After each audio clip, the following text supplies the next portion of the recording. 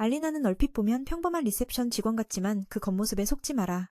그 몸속에는 모든 장애물을 부서뜨릴 수 있는 전투광이 숨어 있다. 사람들은 그녀를 도살자라 부른다. 최강의 무기를 지닌 모험가 중에서도 최강으로 꼽히는 존재다. 오늘 아침도 어제와 다름없이 알리나는 밝은 얼굴로 눈을 뜨고 하루를 준비한다. 그녀는 리셉션 일을 사랑해 매일 최선을 다해 임무를 완수하려 마음먹는다. 리셉션은 사무적인 일이라 꽤 편안하고 안전한 직업이며 급여도 안정적이다. 매일 다양한 모험가들을 만날 수 있어 즐겁기도 하다. 알리나는 평온하게 근무 시간까지 일을 마치기만 하면 되지만 때때로 예상치 못한 사건이 벌어지기도 한다. 오늘은 꽤 건방진 한 모험가와 마주쳤다.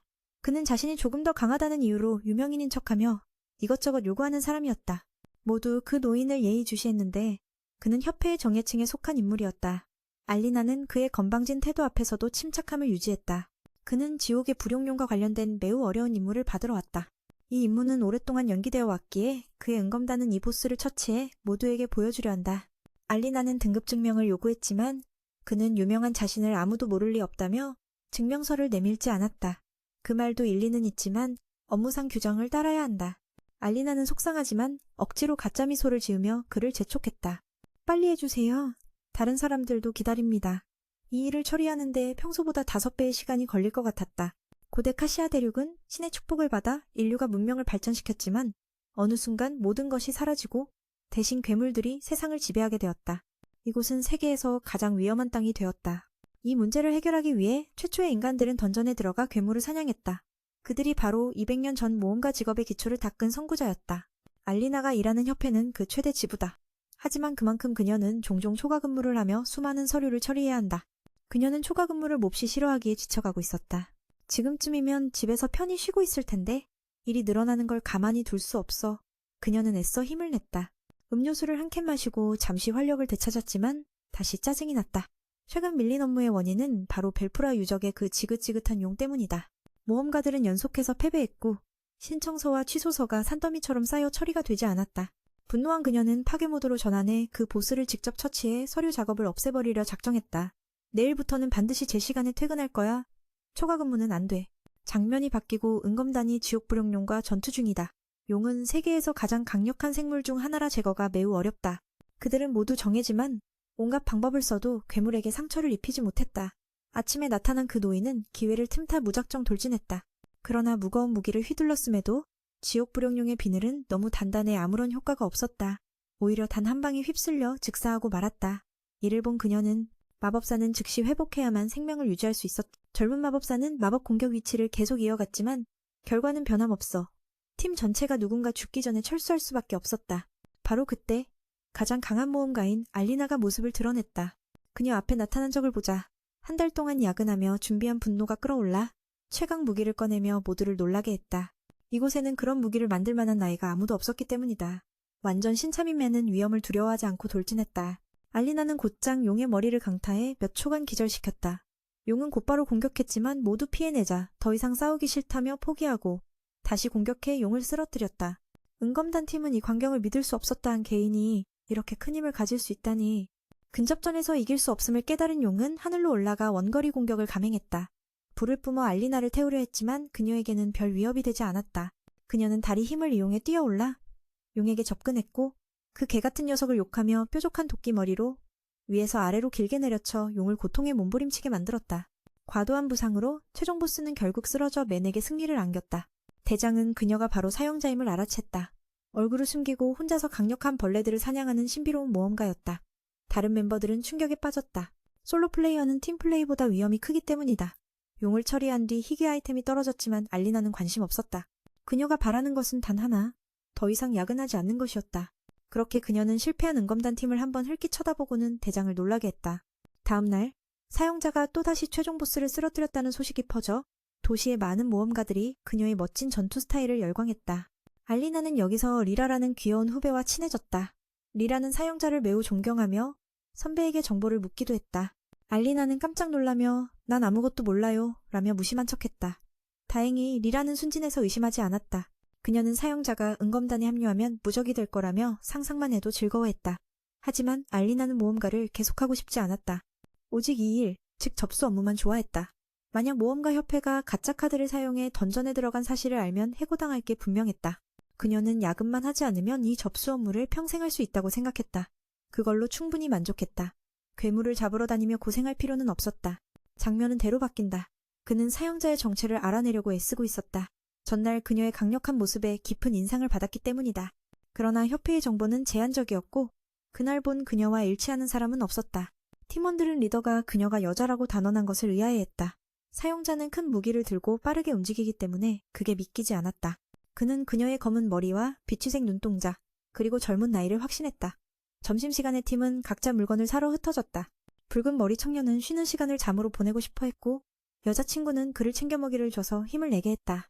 두 사람은 모험가라는 불확실한 내일을 잠시 잊고 즐기려 했다. 마치 지옥의 불용룡과의 전투처럼 강자가 나타나지 않았다면 팀 전체가 큰 피해를 입었을 것이다. 핑크머리도 친구가 밖에 나가려 하지 않는다고 불평했다. 그는 밤마다 열심히 마법 연구를 한다고 해명했다. 근처 골목에선 무시당한 젊은이가 꽤 까칠한 태도로 있었다. 바로 그때 가면을 쓴 자가 나타나 음모를 꾸미고 있었다. 저쪽에서는 사형자가 남긴 유물을 들고 그녀를 찾으려 하고 있었다. 이 유물은 전 주인이 주는 강력한 힘을 담고 있었다. 그래서 모험가들이 경쟁하곤 했지만 사형자는 그런 것에 관심이 없었다. 그는 그녀의 무기 제작 능력이 일반 모험가들과 달랐음을 깨달았다.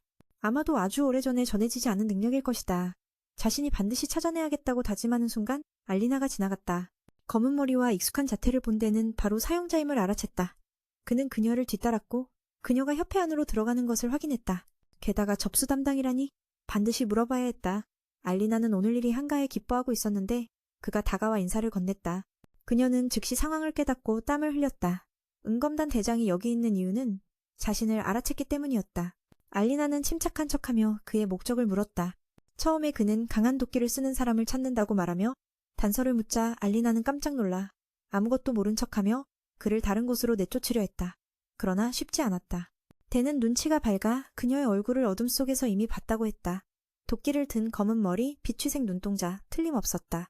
거짓말할 수 없게 된 알리나는 그를 한 구석으로 데려가 인생이 여기서 끝난 것 같다며 솔직히 말했다. 먼저 대는 용에게서 받은 유물을 돌려주었다. 알리나는 그것을 받아들며 이건 내구성이 엄청나서 보통 무기로 쓰인다고 말하다가 갑자기 그 돌을 부숴버려 그를 놀라게 했다. 이는 자신의 정체를 누설하면 이 유물처럼 파괴될 것이라는 경고였다. 평화로운 접수 업무가 얼마나 소중한지 알리라 경고한 것이다. 욕을 듣고도 아무 말 못하는 데는 그녀의 손을 기술로 붙잡았다. 맨이 이를 보고 해제하며 최강 도끼를 꺼내 공격했다. 알리나는 접수 업무 인생이 여기서 끝나길 원치 않았다. 그래서 그를 물어뜯을 듯 물었다.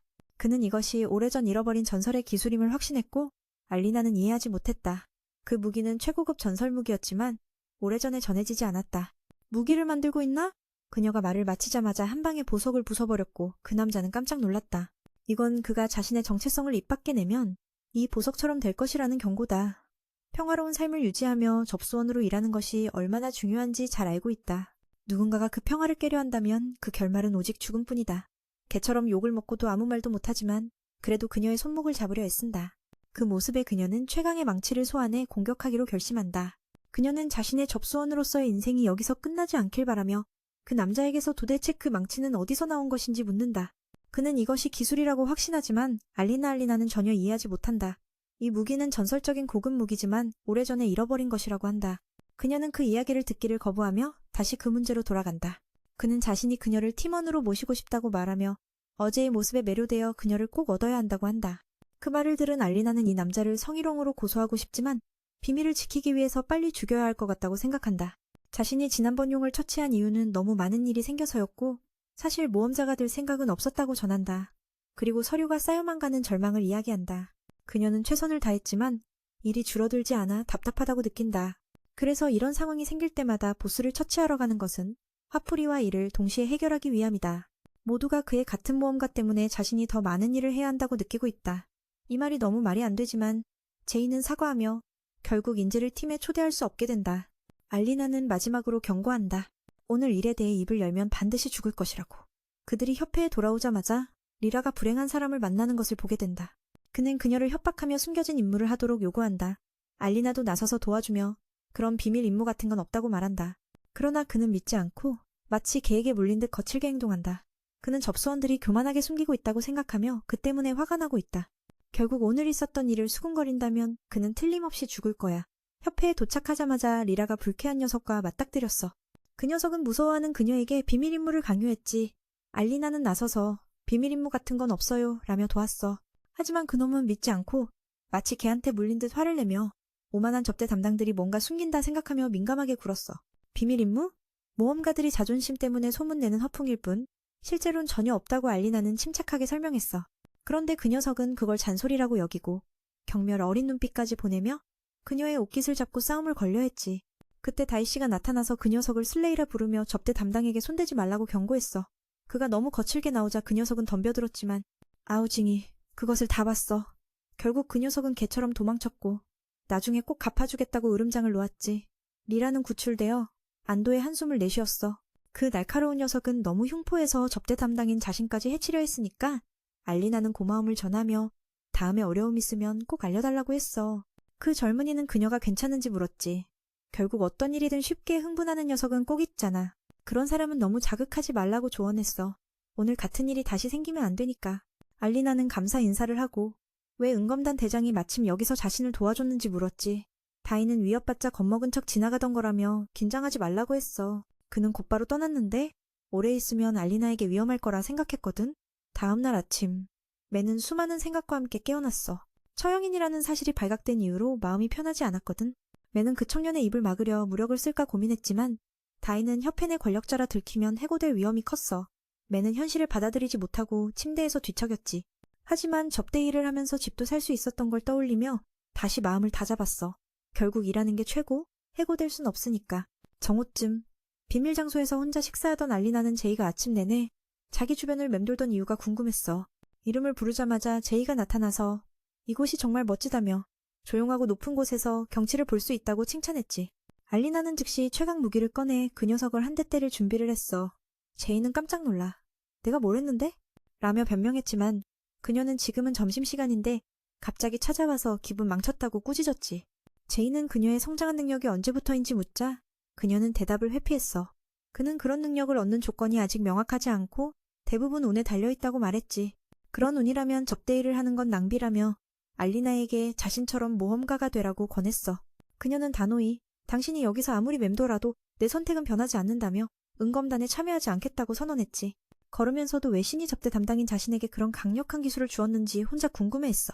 이 이야기는 2년 전으로 거슬러 올라가. 당시 도시는 1년에 한 번 열리는 365일 축제 준비로 들썩였어. 모든 사람과 집들이 거리에 쏟아져 나와 축제를 즐겼지. 하지만 알리나는 신참이라 야근을 해야 했고 처음 이틀간 축제를 제대로 즐기지 못했어. 그 젊은 여성의 영혼은 책상에 묶여버렸지. 그녀는 오늘 밤 반드시 일을 끝내겠다고 다짐했어. 놀러갈 수도 없었어요. 할머니 말로는 백년축제는 가장 간절한 소원을 이루어준다고 하니 신께 간절히 빌었죠. 제발 야근만은 안 되게 해주세요. 그 후 알리나는 겨우 일을 마치고 축제에 가려고 신나게 달려갔어요. 하지만 나쁠싸 이미 한밤중이라 문 닫은 데가 한 군데도 없었죠. 희망에서 절망으로 그녀의 마음은 완전 엉망이 됐어요. 오늘이 마지막 날인데 올해 알리나는 축제에 한 번도 즐기지 못했어요. 최선을 다했지만 혼자 이런 상황을 참아내야 했기에 눈물이 흘렀죠. 이때부터 야근이 너무 싫어졌어요. 모험가들이 보스를 못 잡아서 그녀는 모든 걸 날려버릴 힘을 갖고 싶다고 속으로 빌었죠. 그렇게 하면 앞으로 야근할 일도 없을 거라고. 신께서 그 기도를 들으시고 그녀에게 디아라는 정말 특별한 기술을 주셨어요. 한편 슬레이는 접수 담당 여직원이 자신에게 무례하게 굴자화가 나 있었죠. 마침 거기서 누군가 큰 몬스터를 잡았다는 소식을 듣고 아이디어가 떠올랐어요. 저편에 있던 쟤는 알리나의 관심을 끌 방법을 몰라 고민 중이었어요. 사실 이미 좋아하기 시작했거든요. 어떻게든 팀에 끌어들이려 애쓰고 있었죠. 갑자기 큰 폭발음이 들려 그쪽으로 달려갔어요. 알고 보니 그 자식이 큰 몬스터를 이용해 도시를 파괴하며 시민들을 위험에 빠뜨리고 있었죠. 불의에 분노한 쟤는 도발 기술로 몬스터의 공격을 자신에게 집중시키고 다른 모험가들이 부상자를 구하러 왔어요. 모두 걱정했죠. 그가 혼자서 레드보스를 상대할 수 있을지. 쟤는 방어형 검사라 공격력은 약했어요. 사건을 일으킨 녀석은 전날 일을 갚으려는 듯 즐거워하며 슬레이와 정면 대결을 벌였죠. 슬레이는 자신의 뛰어난 조작 능력을 자랑했어요. 맨손 싸움은 질지 몰라도 몬스터를 조종하는 건 다른 이야기였죠. 그는 검은 소금과 도시 전체를 팔아먹으려는 심산이었어요. 쟤는 부상자가 있어 피할 수 없었고 대신 공격을 받아냈어요. 양쪽 모두 기술을 썼지만 무거운 몬스터가 우위를 점했죠. 한편 알리나는 오늘 일이 산더미처럼 쌓여 짜증이 났어요. 상사에게 야근을 강요받아 욕을 퍼부었죠. 사람들이 비명을 지르는 소리도 들렸고요. 그때 그녀는 그 못된 녀석이 다시 나타난 걸 알아챘어요. 지난번에 문제를 일으켜서 화가 났는데 더 얄미운 건 그가 몬스터를 풀어집까지 난장판으로 만들어버린 거였어요. 이건 진짜 최악이었죠. 알리나는 무너지기 직전이었어요. 집값 대출도 아직 30년이나 남았는데 이런 불운이라니 용서할 수가 없었죠. 곧바로 살벌한 상태로 변해 그 자식을 죽이러 갔어요. 그는 자만하며 있는데 갑자기 도살자가 나타나 몬스터의 팔을 한 번에 잘라버렸죠. 그가 길드에게 쫓기는 인물이라는 걸 알고는 기뻐하며 그를 죽이면 길드가 크게 아쉬워할 거라 생각했어요. 알리나는 사랑하는 집을 잃은 마음을 털어놨죠. 그곳은 야근으로 지칠 때마다 위로가 되는 천국 같은 곳이었으니까요. 그걸 부수다니 죽어도 마땅한 죄였어요. 그렇게 그녀는 일격필살의 공격으로 레드포스를 반으로 갈랐어요. 상대는 무슨 일인지도 몰라 겁에 질려 몬스터인 줄 알고 기절했죠. 다행히도 알리나는 자제해서 죽이진 않았어요. 저녁에 알리나 집에 가보니 도살자가 왜 그렇게 화가 났는지 알겠더군요. 알리나는 코너에 쭈그려 앉아 어찌할 바를 몰랐어요. 기회를 틈타 그가 작든 크든 우리 집에 와서 살아라 했지만 알리나는 미친놈 취급하며 쫓아냈죠. 당연히 다른 데서 방을 구해야 했고 또 야근까지 해야 했어요. 한편 길드장은 도살자의 존재 소식을 듣고 곧바로 확인하러 갔어요. 그는 특별한 능력으로 단서를 찾을 수 있어 드디어 도살자의 정체가 밝혀져 기뻐했죠. 알리나는 길드에서 아무것도 모른 채 서류 처리 도움을 받고 있었어요. 그녀가 쫓아내려 했지만 그는 계속 남으려 했죠. 어차피 길드 직원이니까요. 오늘 아침 도심 구출 사건으로 도움을 줬다며 알리나에게 오늘처럼 우울할 땐 일찍 쉬라고 권했어요. 평소라면 맞는 말이지만 미는 일이 쌓여 내일 또 야근해야 할까봐 오늘은 꼭 끝내고 싶었죠. 젠도 그 모습을 보고 서류 정리 도우며 알리나를 놀라게 했어요. 그녀는 이 녀석이 정말 똑똑하다고 생각했죠. 경력 많은 사람보다 더 능력 있어 보였거든요. 이건 참 받아들일 수 없었기에 알리나는 땅바닥에 누워 세상이 불공평하다고 한탄했어요. 쟤는 그녀가 가르쳐줘서 할 수 있었던 거야 라며 위로했죠. 위로하려던 찰나 갑자기 전에 알리나가 부순 보석을 꺼냈어요. 자세히 보니 무슨 임무가 적혀있더군요. 그가 크게 익자 숨겨진 임무표가 나타났어요. 둘 다 처음 보는 것이었죠. 장소는 하얀 탑이고 모든 층의 보스를 처치해야 한다고 했어요. 둘 다 이상하게 생각했지만 알리나는 신경 안 쓰고 하던 일을 계속했어요. 쟤는 원하면 혼자 임무를 가라고 했죠. 평가로 보아 이 임무는 골치 아플 거고 야근에 영향을 줄 위험이 있어 알리나는 참여할 생각이 없었어요. 다음 날 도살자에 대한 뉴스가 또 도시에 퍼졌죠. 리라는 알리나가 도살자인지 놀리며 좋아했어요. 알리나는 깜짝 놀랐죠. 다행히 리라는 도살자의 열성 팬이라서 변장뒤에는 멋진 남자, 예를 들어 젠 같은 사람이 있다고 확신했어요. 리라는 그 사람이 자기에게 한 대 맞게 해달라며 농담을 던졌고 알리나는 말문이 막혔어요. 그때 필로기도 갑자기 나타났어요. 길드장은 도살자에 관심이 많아 알리나에게 다가가 기술을 아는지 물었죠. 알리나는 당연히 기억했어요. 그가 시간을 멈춰 과거 사건을 볼 수 있는 사람이라는 걸요. 하지만 알리나는 뭔가 이상함을 느꼈어요. 이 노인이 어제 광장에서 있었던 일을 보고 온 게 분명했거든요. 길드장은 자신이 직원의 신분을 숨기려는 걸 알고 다른 데로 갔어요. 알리나는 마치 하늘이 무너지는 듯한 기분으로 본부로 호출당했죠. 검은 소금 팀도 와서 위로했어요. 쟤는 길드장은 겉으로는 엄하지만 말 잘 통하는 사람이니 걱정 말라고 했어요. 알리나는 그가 고자질쟁이라고 생각했지만 사실 아무 일도 하지 않았죠. 알리나는 그가 미워서 좀 있다가 똥 밟고 머리 부딪혀 죽었으면 좋겠다고 빌었어요. 그렇게 저주한 적은 처음이라 충격이 컸죠. 팀원들도 마음 아파했어요. 또 다른 동료는 심기가 불편한 알리나에게 상처를 더 주는 말을 하다 붉은 머리에게 입을 막혔죠. 사랑에 실패한 사람이 상처받는데 무슨 짓이냐며 모두가 알리나가 도살자라는 사실에 놀랐어요. 평범한 접수 담당과 전혀 달라 보이지 않았으니까요. 이후 모두 모여 길드장에게 왜 부른 건지 슬프게 물었죠. 길드장도 놀라며 직원의 정체를 알게 된 순간 충격받았다고 말했어요. 그동안 직원들이 그 모임에 그가 그렇게 강한 사람이었어. 그래서 오늘은 알리나와 한판 붙어보고 싶었대. 조건은 그가 이기면 알리나는 거미 은빛부대에 들어가야 하고 반대로 알리나가 이기면 그 모임은 사형집행관 추적을 멈추기로 했어. 또 알리나가 뭘 해도 접수원 일자리는 지켜준다고 약속했지. 그 말을 듣고 그녀는 전설의 망치를 꺼낼 이유가 생겼어. 그 모습을 보고 두 사람은 진짜 사형집행관이 맞다고 믿게 됐어. 알리나는 그가 힘으로 모든 걸 해결하려는 걸 고마워했지만 달려들어 평화를 되찾으려 했을 뿐인데 상대가 시간을 멈춰버렸어. 그는 그녀가 더 이상 사형집행관이 아니라 마신 같다고 평했지. 뭘 더하기도 전에 그의 스킬은 금방 깨졌어. 믿기 힘든 일이었는데 다른 이들은 여전히 시간을 멈춘 상태였거든. 그가 설명하길 여기는 자신의 관측실이라 스킬 사용자만 움직일 수 있는데 그녀는 공간을 뚫고 들어왔다고 했어. 진짜 마법 같은 일이었지. 그래서 승부는 이미 정해졌고 그는 더 싸울 생각이 없었어. 알리나는 무슨 일인지 이해 못하고 설명을 요구했지. 안으로 들어가자 글렌 씨가 그녀의 실력을 확인하고 싶었을 뿐이라고 말했어. 비서가 설명하길 회장님의 레깅과 시구스 스킬은 고급 기술인데 알리나의 디아는 훨씬 더 무서운 기술이라고 했어.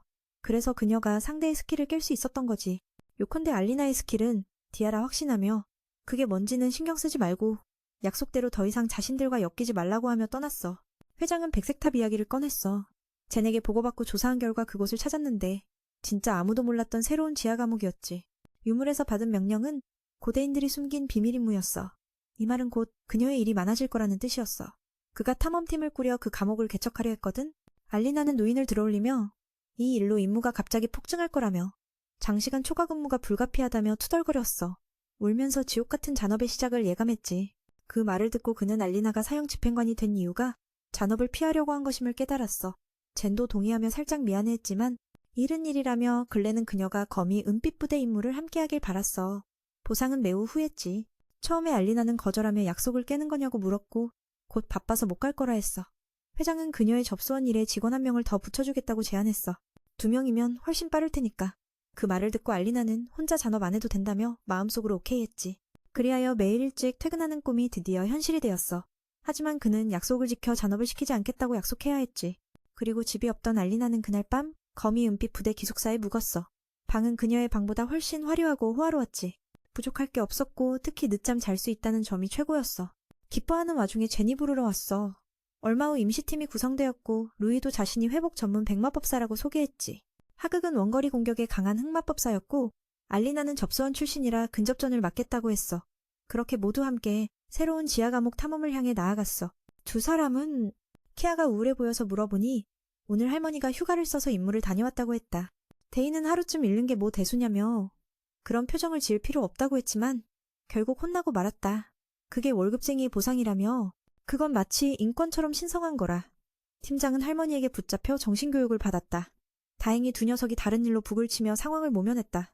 현재 협회는 이곳에 관한 정보를 최대한 제한하고 있어서 1급 허가증이 있어야만 들어올 수 있다. 감옥에 들어가기 전 다이는 알리나에게 반지를 건넸다.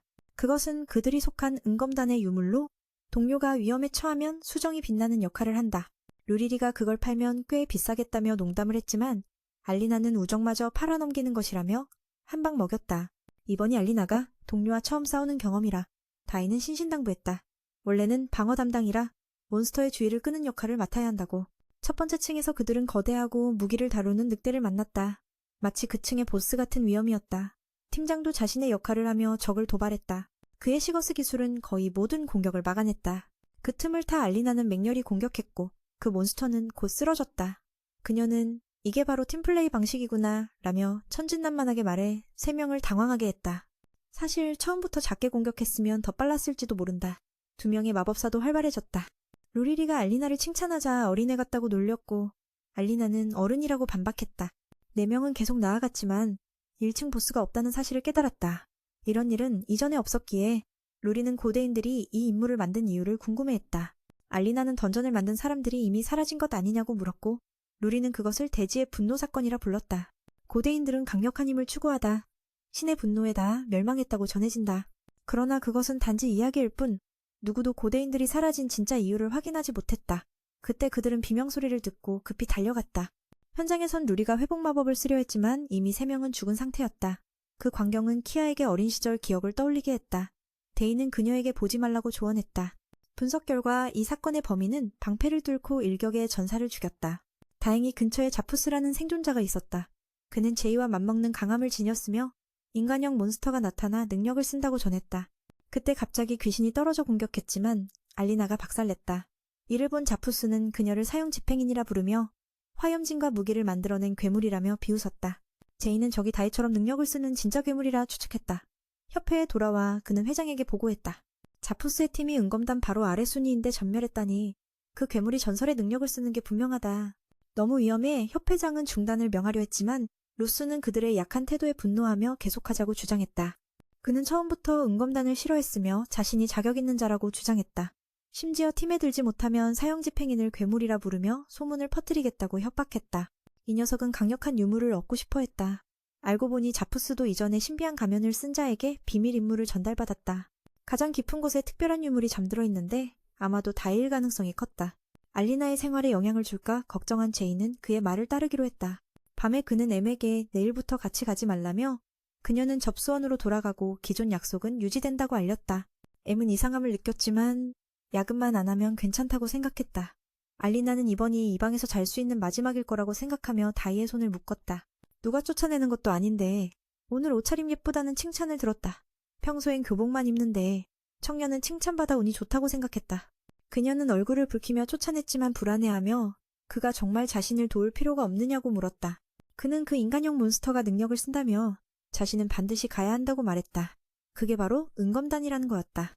또 알리나에게 만약에 사태가 생기면 모두 도망칠 거라며 안심시키고 은검단은 반드시 무사히 돌아올 거라고 확신했다. 그리고 그녀가 집이 수리될 때까지 이곳을 자유롭게 사용하라고 했다.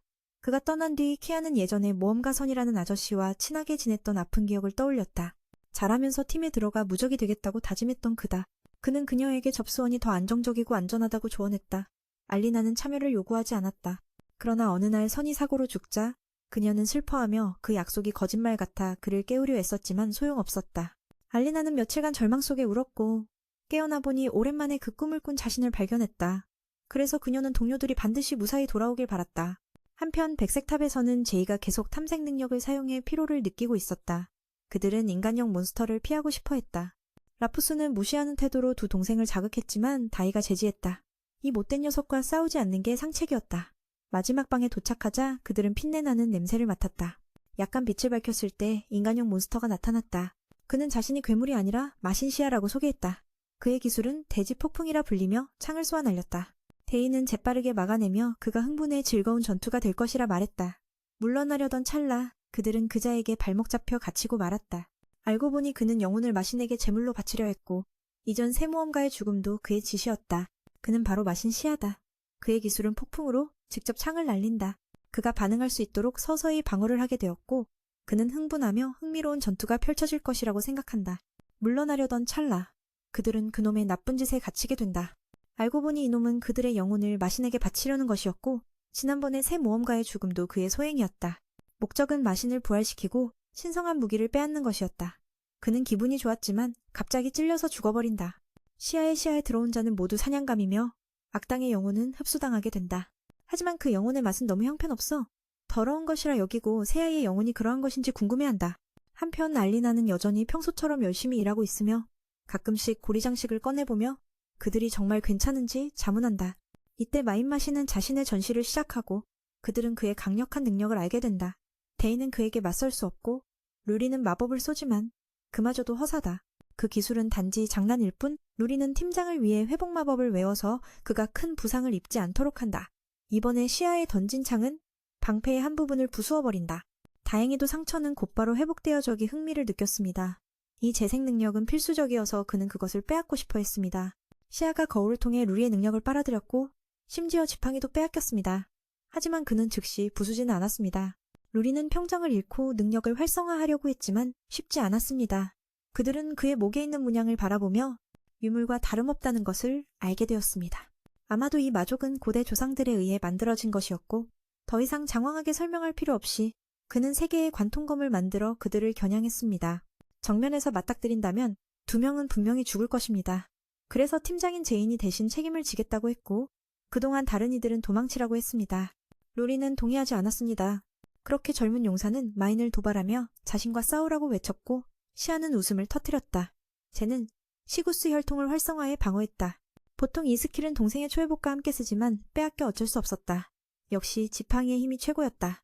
검은 즉시 10개의 줄을 뚫고 지나가 동생들을 걱정하게 만들었다.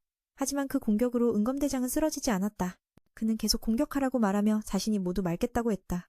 이 몸은 알리나가 매일 단련시킨 덕에 강했다. 그는 탑을 향해 동료에게 빨리 가라고 재촉했다. 방법이 없자 그는 친구의 손을 잡고 함께 밖으로 달렸다. 루리는 소리쳤지만 아무것도 할 수 없었다. 마이는 동료들에게 버림받은 것으로 생각해 쫓지 않았다. 은검팀장은 조금이라도 시간을 벌어 탈출을 돕고 있었다. 이 사람의 강인한 생명력을 본 마이는 흥분해 그 영혼이 매우 가치 있다고 생각했다. 밖으로 나가자 루리와 리는 친구를 버렸다고 꾸짖었다. 친구는 원치 않았지만 남아도 아무 소용이 없었다. 이게 팀장이 희생한 삶의 길이었다. 그래서 나는 그녀를 안전하게 데려가야 했다. 루리는 무력하게 쓰러졌지만 울기도 전에 거대한 괴물이 나타나 두 사람을 위험에 빠뜨렸다. 그때 협회에서는 알리나와 리라가 야근 중이었다. 회장의 결정으로 이제 동생이 언니를 도와야 했다. 오늘 일을 빨리 끝내면 내일은 더 이상 남지 않아도 됐다. 알리나는 에너지 보충을 위해 에너지 음료를 건넸다. 리라도 맛있다며 칭찬했지만 약은 맛이 난다고 했다. 그녀는 협회가 사냥꾼을 찾는 걸 포기했다는 이야기도 꺼냈다. 열성 팬인이라는 팬이 직접 어떤지 만나보고 싶어 했고 사냥꾼이 은검과 함께할 수 있길 바랐다. 그러다 그녀는 주머니에서 빛나는 물체를 발견하고 그게 무엇인지 물었다. 알리나는 꺼내 보여주며 예쁘다고 칭찬받았다. 알리나는 그냥 빛나는 돌이라고 둘러댔고 그러다 다이의 부탁을 떠올려 모두가 위험하다는 걸 깨닫고 뛰쳐나갔다. 이미 죽은 아저씨의 모습이 떠오르며 알리나를 행동하게 했다. 쟤는 3개의 검을 모두 막은 뒤에도 시아는 계속해서 더 많은 검을 만들어냈다. 이런 상태로 맞으면 분명 죽을 수밖에 없다. 마지막 순간 그는 그 아이의 귀엽게 찡그린 얼굴을 떠올리며 알리나는 진짜야 라고 속으로 생각했다. 이 말을 하면 맞을 테니 마음속에만 간직했다. 지하 감옥에서 처음 만난 이후 다이는 알리나에게 마음을 빼앗긴 듯했다. 그의 사랑은 알리나로부터 시작되었다. 그녀의 전투 스타일부터 투박함, 야근할 때마다 느끼는 지친 눈빛까지, 분노에 차오른 그녀의 무서운 표정. 나는 더 오래 그녀를 바라보고 싶었기에 필사적으로 그녀를 자극하려 했지만 그 공격은 알리나의 절반도 미치지 못했다. 밖에서 그녀는 마침내 차원문으로 달려갔지만 경비병에게 막혔다. 그들은 이곳이 고급 모험가 전용 구역이라며 지금은 긴박한 상황이라 한순간도 늦출 수 없다고 말했다. 정체를 들키기 싫었지만 결국 미는 스킬을 발동할 수밖에 없었다. 그녀가 리셉션을 선택한 이유는 위험이 없기 때문이었다. 옛날 삼촌의 죽음은 그녀에게 모험가 직업이 언제든 로그아웃할 수 있는 게 아니라는 것을 깨닫게 했다. 사실 그녀는 그들을 구할 필요가 없었지만 양심의 가책에 큰 결단을 내렸다. 전설적인 무기를 든 병사들을 보고 점점 위축되기 시작했다. 그들은 교수형 집행인이었다. 알리나는 누가 더 막으면 다 죽여버리겠다고 경고했다. 두 동생도 팀장과 다를 바 없었다. 그들은 마법사였지만 탱커가 없어 금방 쓰러졌다. 리는 눈물을 흘리며 쫓겨났다. 나는 팀장처럼 무슨 일이 있어도 괜찮지만 그녀는 죽으면 안 된다. 그녀는 절대 그런 운명을 원하지 않았다. 오래 살지 못할 거라면 계속 살아가는 게 무슨 의미가 있겠어? 다행히 민이 나타나 괴물을 한 방에 쓰러뜨렸다. 그녀는 친구에게 에너지 음료를 건네주고 제이를 구하러 가라고 부탁받았다. 상대가 디멘션 스킬을 쓰는 마신 시아라고 했다.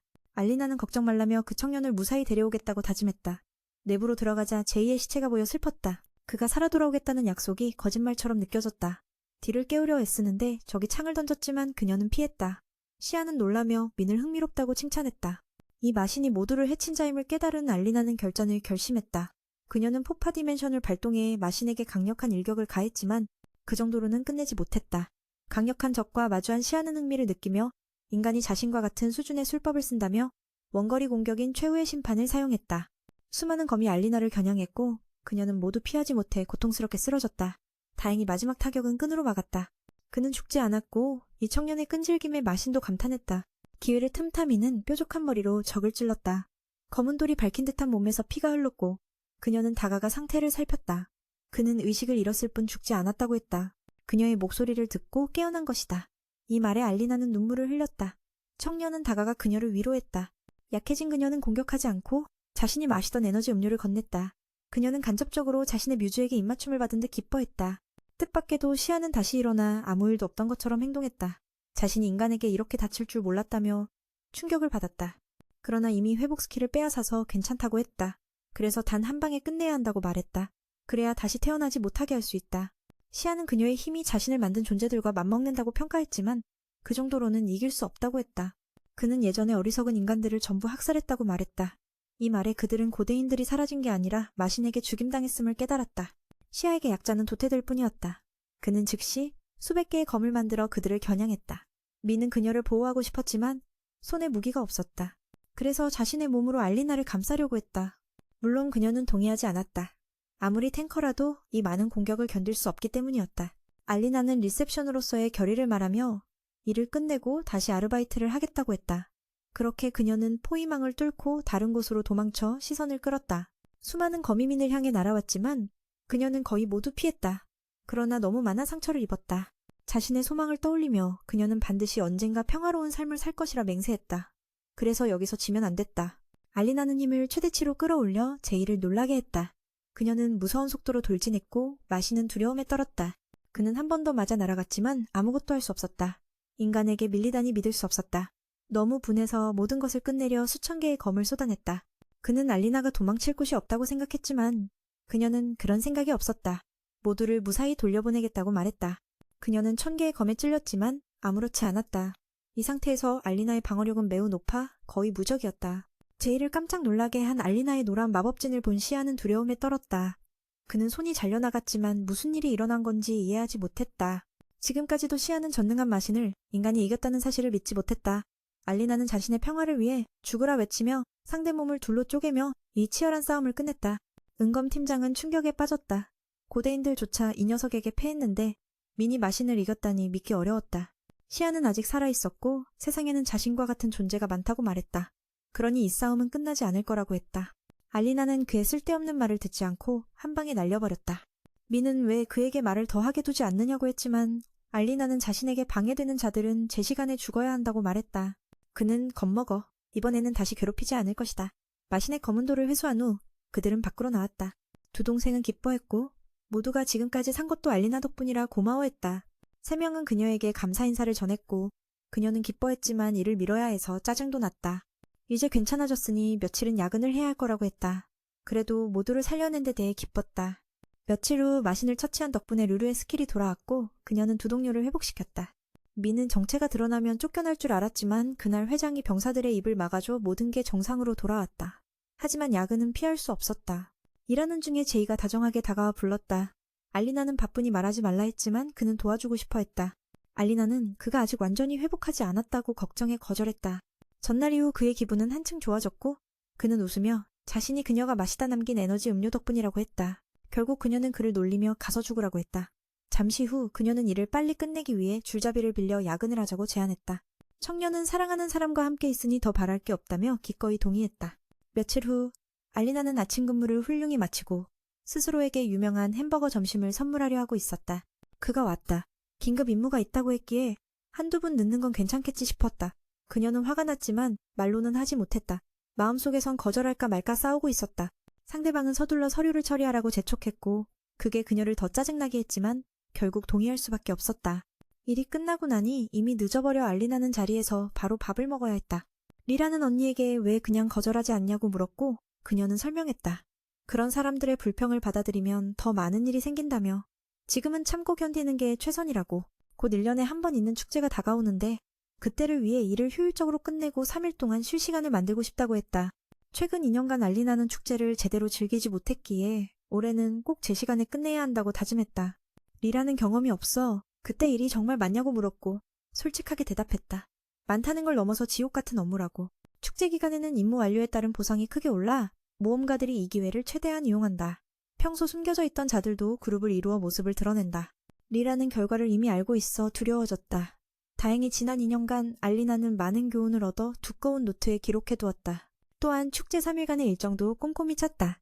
첫째 날과 둘째 날은 평소 먹기 힘든 맛있는 음식을 먹으며 즐길 예정이고 셋째 날에는 축제의 마무리인 추모의식에 참여할 계획이었다. 리라는 언니의 진심이 담긴 계획에 깊이 감탄했다. 알리나는 자기 다짐을 다지며 올해는 꼭 3일간 온전히 축제를 즐기겠다고 말했다. 장면이 바뀌어 은빛검단의 숙소로 루루리는 최근 마신 전투 후 부상당한 동료 2명을 정성껏 돌보고 있다. 그녀는 소리를 내며 자라는 식물을 뽑아와서 여러 색깔의 혼합물을 만들어냈다. 그걸 부상자들에게 먹였는데 그들은 요즘 할 일이 없어 지루해하며 빨리 임무에 복귀하고 싶어 했다. 그러나 몸이 완전히 회복되지 않아 어쩔 수 없었다. 귀여운 그녀가 와서 상황을 보고 꾸짖었다. 쉬라고 했는데 왜 이러냐며. 그는 상처가 더 이상 아프지 않으니 괜찮다고 대답했다. 전에는 부러진 갈비뼈가 폐를 찔렀었다. 다행히도 제때 회복되어 지금 이 순간 살아있을 수 있었다. 루이리는 혼합물을 꺼내 모두 마시라고 했다. 보기에 어제보다 더 강렬해 보여 걱정하는 친구에게 그녀는 괜찮다고 웃으며 말했다. 제인도 이미 마셨다고. 이를 듣고 청년은 힘들어도 끝까지 마셨다. 마치 죽음에서 살아난 기분이었지만 확실히 몸 상태가 좋아졌다. 루루는 이 정도라도 해낼 수 있어 기뻐하며 그와 대장 모두 자기 몸을 잘 돌보길 바랐다. 오래된 갈비뼈가 부러져 폐에 찔렸습니다. 다행히도 적시에 회복되었지만 지금이 아니었다면 아마 재단에 앉아 있었을 것입니다. 루리리는 혼합된 물병을 꺼내 모두 마시라고 요구했습니다. 그렇게 보니 더 무섭게 보였고 왜 어제보다 더 끔찍해 보이는지 물었습니다. 그녀는 괜찮다고 웃으며 대답했고 제인도 마셨습니다. 그런 말을 듣고 젊은이는 힘들지만 마셨습니다.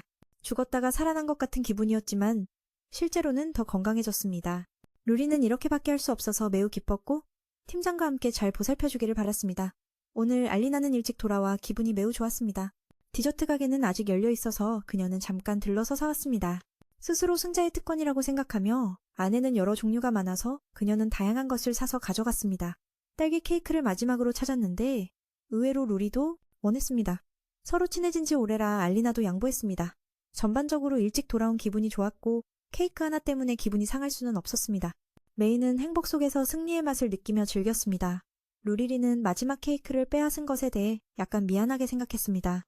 메이는 괜찮다며 여자들끼리니까 행복을 누리라고 했습니다. 그 말을 듣고 핑크머리의 소녀는 평범하게 먹을 수 있었습니다. 정말로 맛은 나무랄 데 없었습니다. 루리는 제인이 왜 그렇게 그녀에게 끌리는지 이해한다고 말했고 그 말을 듣고 메이는 깜짝 놀랐습니다. 서로의 이야기를 나누며 자주 이곳에 오게 되었다고 했습니다. 이곳이 가장 맛있는 디저트 가게이기 때문에 루리는 그곳에서 젤리를 먹는 것을 매우 좋아한다고 했습니다. 그는 부상을 회복 중이라 그녀가 대신 사러 간 것이었습니다. 그 말을 듣고 메이는 루리가 정말로 동료를 생각하는 헬로라고 칭찬했습니다. 하지만 루리엘은 그런 말을 받을 자격이 없다고 생각했습니다. 백색탑 사건에서 아무것도 하지 못했으니 말이죠.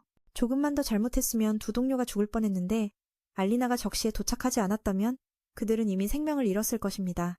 심각한 상황에 메이는 다른 주제로 바꾸어 빨리 먹으라고 재촉했습니다. 그때 갑자기 알리나가 다이에 접근당했다. 그는 자신이 그녀와 그 동생과 친해진 것에 감사의 말을 전했다. M은 그가 자신을 감시하는 것 같아 짜증이 났다. 그는 웃으며 최소 한 번은 그녀가 병문안을 올 거라고 믿는다고 말했다. 하지만 그런 일은 절대 없을 것이다. 일이 너무 바빠서 올 시간이 없기 때문이다. 게다가 알리나는 기숙사를 떠나서 그 청년은 매우 슬퍼했다.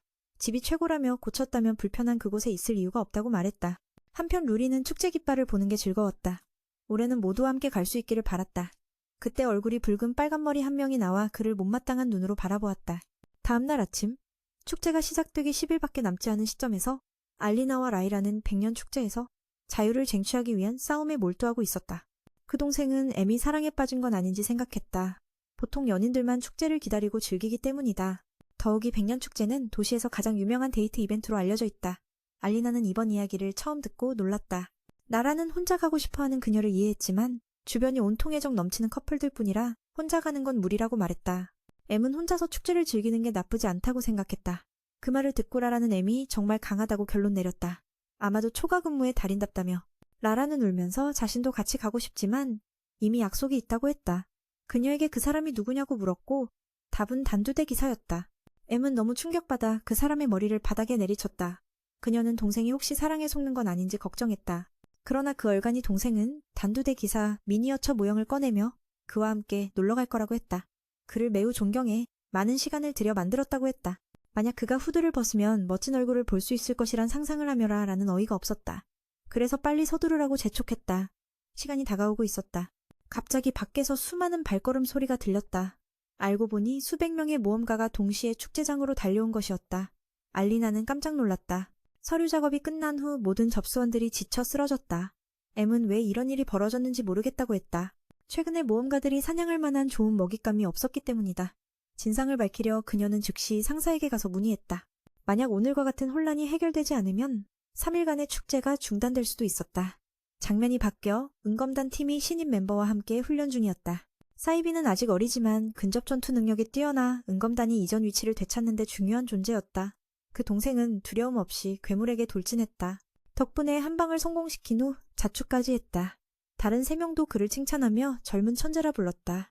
말이 끝나자마자 괴물이 그를 강하게 밀쳐 멀리 날아가 버렸다.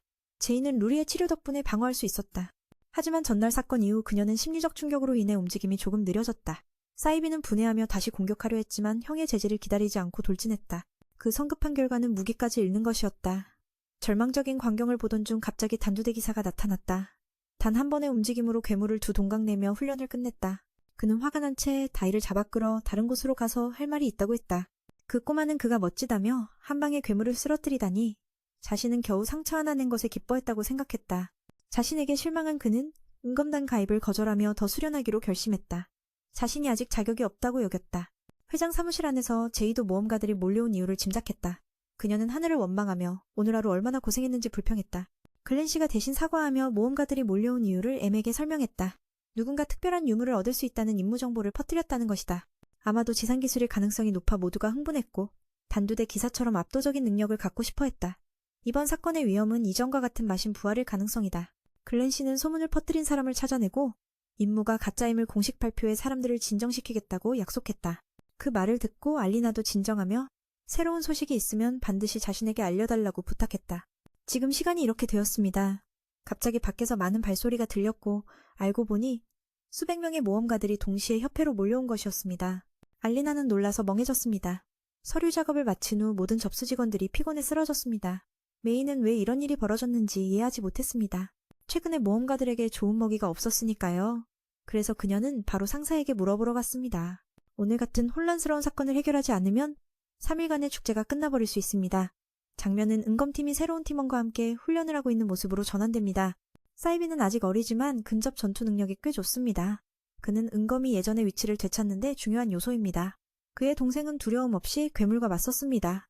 덕분에 그는 한 방을 적중시키고는 기뻐했습니다. 다른 3명도 그가 젊은 최고의 전사라고 칭찬했습니다. 그 말이 끝나기 무섭게 그는 괴물에게 강타당해 멀리 날아갔습니다. 제이는 방어를 하며 루리에게 치료를 요청했습니다. 하지만 직전 사건 이후 그녀는 심리적으로 약간 느려졌습니다. 사이비는 분풀이를 하며 형이 자각하기도 전에 뛰어들었습니다. 성급함의 결과는 괴물에게 무기를 날려버리는 것이었습니다. 이 장면을 보고 제이는 무력감을 느끼다 갑자기 검객이 등장했습니다. 단 한 번의 휘두름으로 괴물을 반으로 잘라버려 훈련을 마무리했습니다. 그녀는 그를 데리고 다른 곳으로 가서 이야기할 필요가 있다고 했습니다. 그 소녀는 그녀가 너무 멋져서 한 번에 제압한 것을 보고 자신이 단지 극힌 것에 기뻐하는 자신이 실망스러웠습니다. 그는 자신이 자격이 없다고 생각하며 은검에 가입하기를 거부했습니다.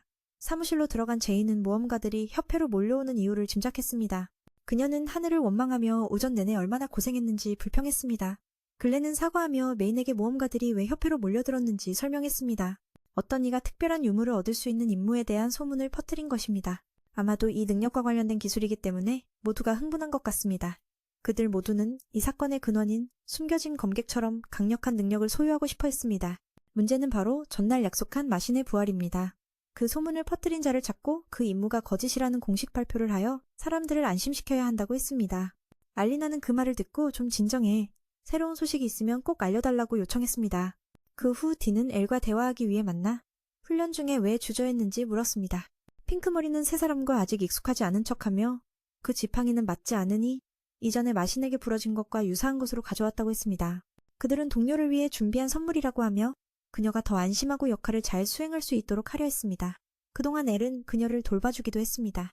두 동료에게서 고마움을 받아 루리는 매우 기뻐했습니다. 한편 메이는 여전히 일에 몰두하고 있었습니다. 점심시간임에도 불구하고 리라가 물어보니 만약 잔업을 하지 않으면 밤늦게까지 일해야 한다고 했습니다.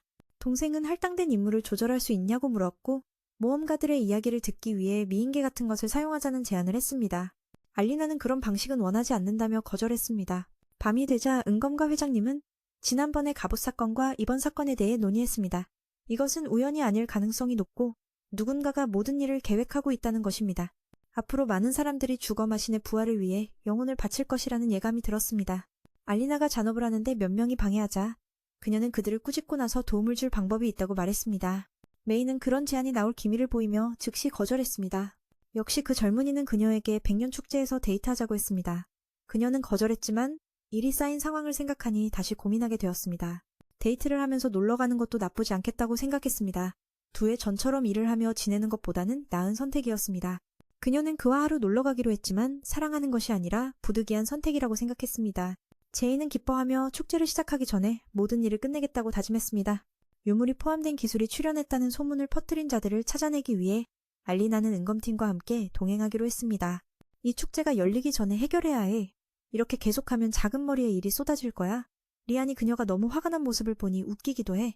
그녀에게 이 옷이 뭐냐고 물어보니 소문을 퍼뜨리기 위해 위장해야 한다고 하더군. 루리는 가장 고생하는 마법사인데 뒤에 큰 방패를 지고 다녀야 해. 소문을 퍼뜨리는 자들이 주로 신입을 노리기 때문에 이렇게 위장해야 한다고. 그때의 나를 회상하면 그런 옷을 입는 것만으로도 즐거웠던 시절이 있었지. 루리는 이 문제에 대해 물어보자 갑자기 조용해졌다. 그렇게 네 사람은 높은 곳에서 내려다보며 여기가 신입들을 위한 시급던전이라고 불리는 영원한 숲임을 알게 된다. 잠시 후 그들은 휴식을 취하기 위해 호수에 멈췄다. 이곳은 모험가들이 자주 찾는 안전한 장소였다. 소문 퍼뜨리는 놈들도 여기서 시작된대. 그래서 여기 앉아 기다리는 게 그 악당들을 유인하는 가장 효과적인 방법이지. 알리나는 대장이 알려준 이쪽 강가에서 저 바위까지 헤엄치고 돌아오는 게 모험가들의 고전적인 놀이란 말을 들었어. 해보겠냐고 물어봤더니 단칼에 거절당했지. 그녀는 대장에게 진지하게 일해달라고 요구했어. 그런데 시구스 괴물은 아직 움직임도 없고 돌아보니 두 녀석이 벌써 물장난하고 있더라. 젊음이란 이런 거지. 로리는 친구랑 헤엄치기 싫어했는데 결국 그 애가 물을 튀겨댔지. 그렇게 다들 자유롭게 장난치니까 알리나는 뭐라 할 말이 없었어. 옆에 앉은 친구는 수영복 입으면 어떻게 될까 상상하다가 변태 취급당하고 결국 옷이 물속으로 날아가 두 동생이 어쩔 줄 몰라 했지. 저녁까지 계속 기다렸어. 오랜만에 모닥불도 피우고 그때 대장이 루리 훈련도 도왔어. 알리나는 놀랐지. 검은 은단 멤버가 되려면 다 베테랑 모험가여야 하는 줄 알았거든. 그녀는 시구스 기술이 아직 새로워서 협력이 미숙했기에 모두 훈련이 필요했다고 했어. 루리의 코믹한 모습도 떠올랐지. 갑자기 몬스터 만나 겁먹어 넘어지고 자기 몸 치유하는 모습 말이야. 하지만 지금은 믿음직한 힐러가 되었어. 루리는 자신이 그냥 평범한 것보다 조금 강할 뿐이라고 겸손하게 말했지. 대장은 동생에게 네가 옳다고 생각하는 대로 행동하고 자신감을 가져야 한다고 조언했어. 바로 그때 제이가 누군가 오는 걸 감지하고 동료들에게 준비하라고 알렸지.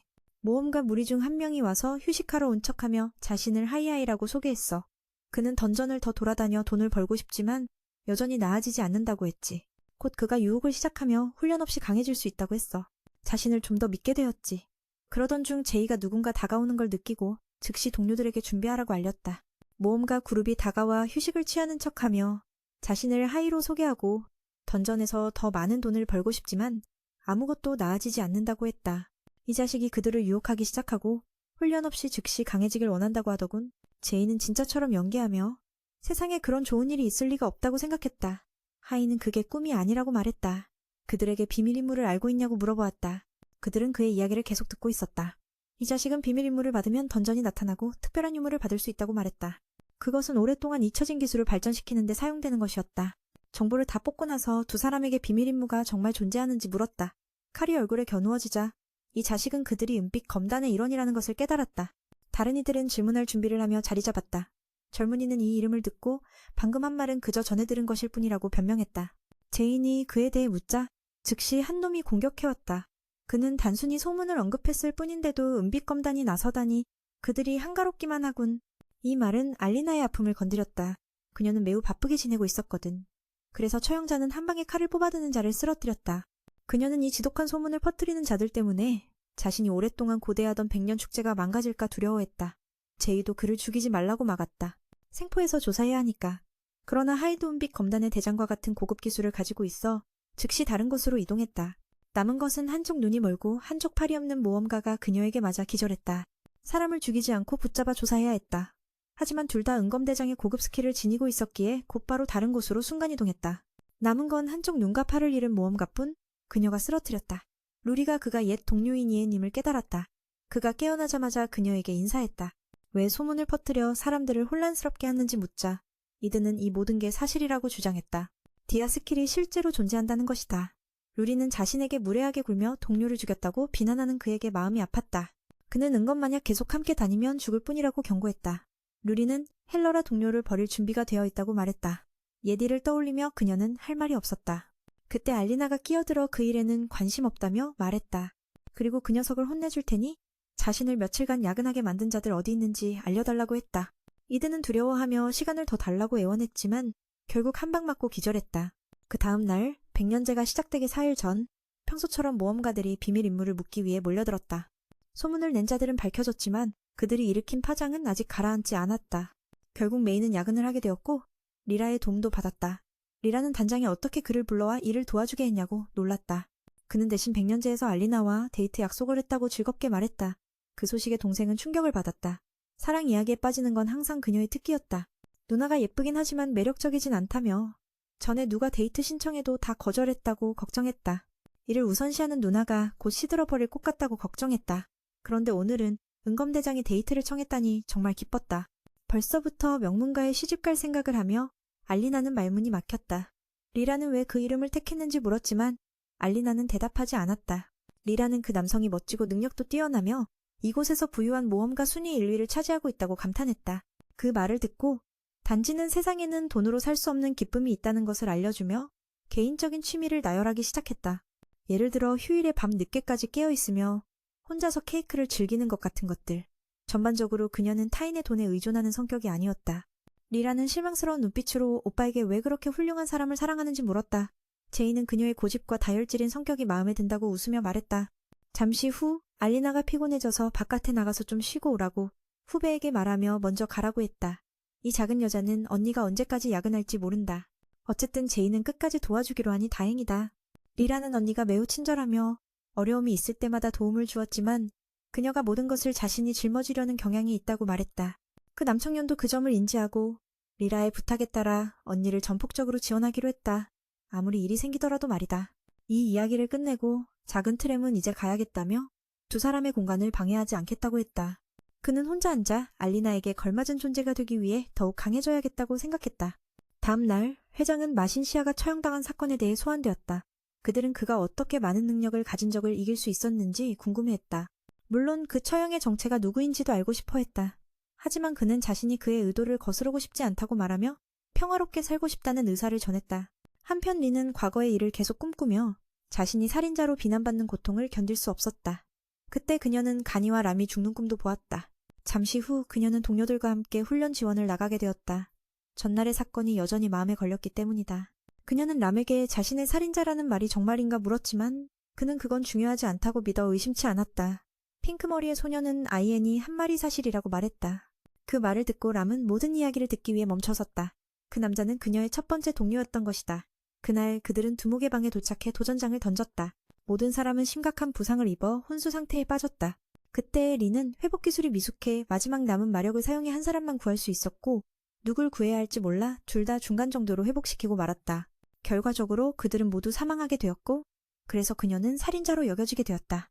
이를 듣고 람은 그녀를 위로하며 만약 내가 너와 같다면? 이라고 물었다. 그녀와 함께 계속 동행하고 싶어 하는지 물었다. 리리는 빨간 머리의 소년이 특별한 이유가 있기에 그녀를 믿을 것이라고 생각했다.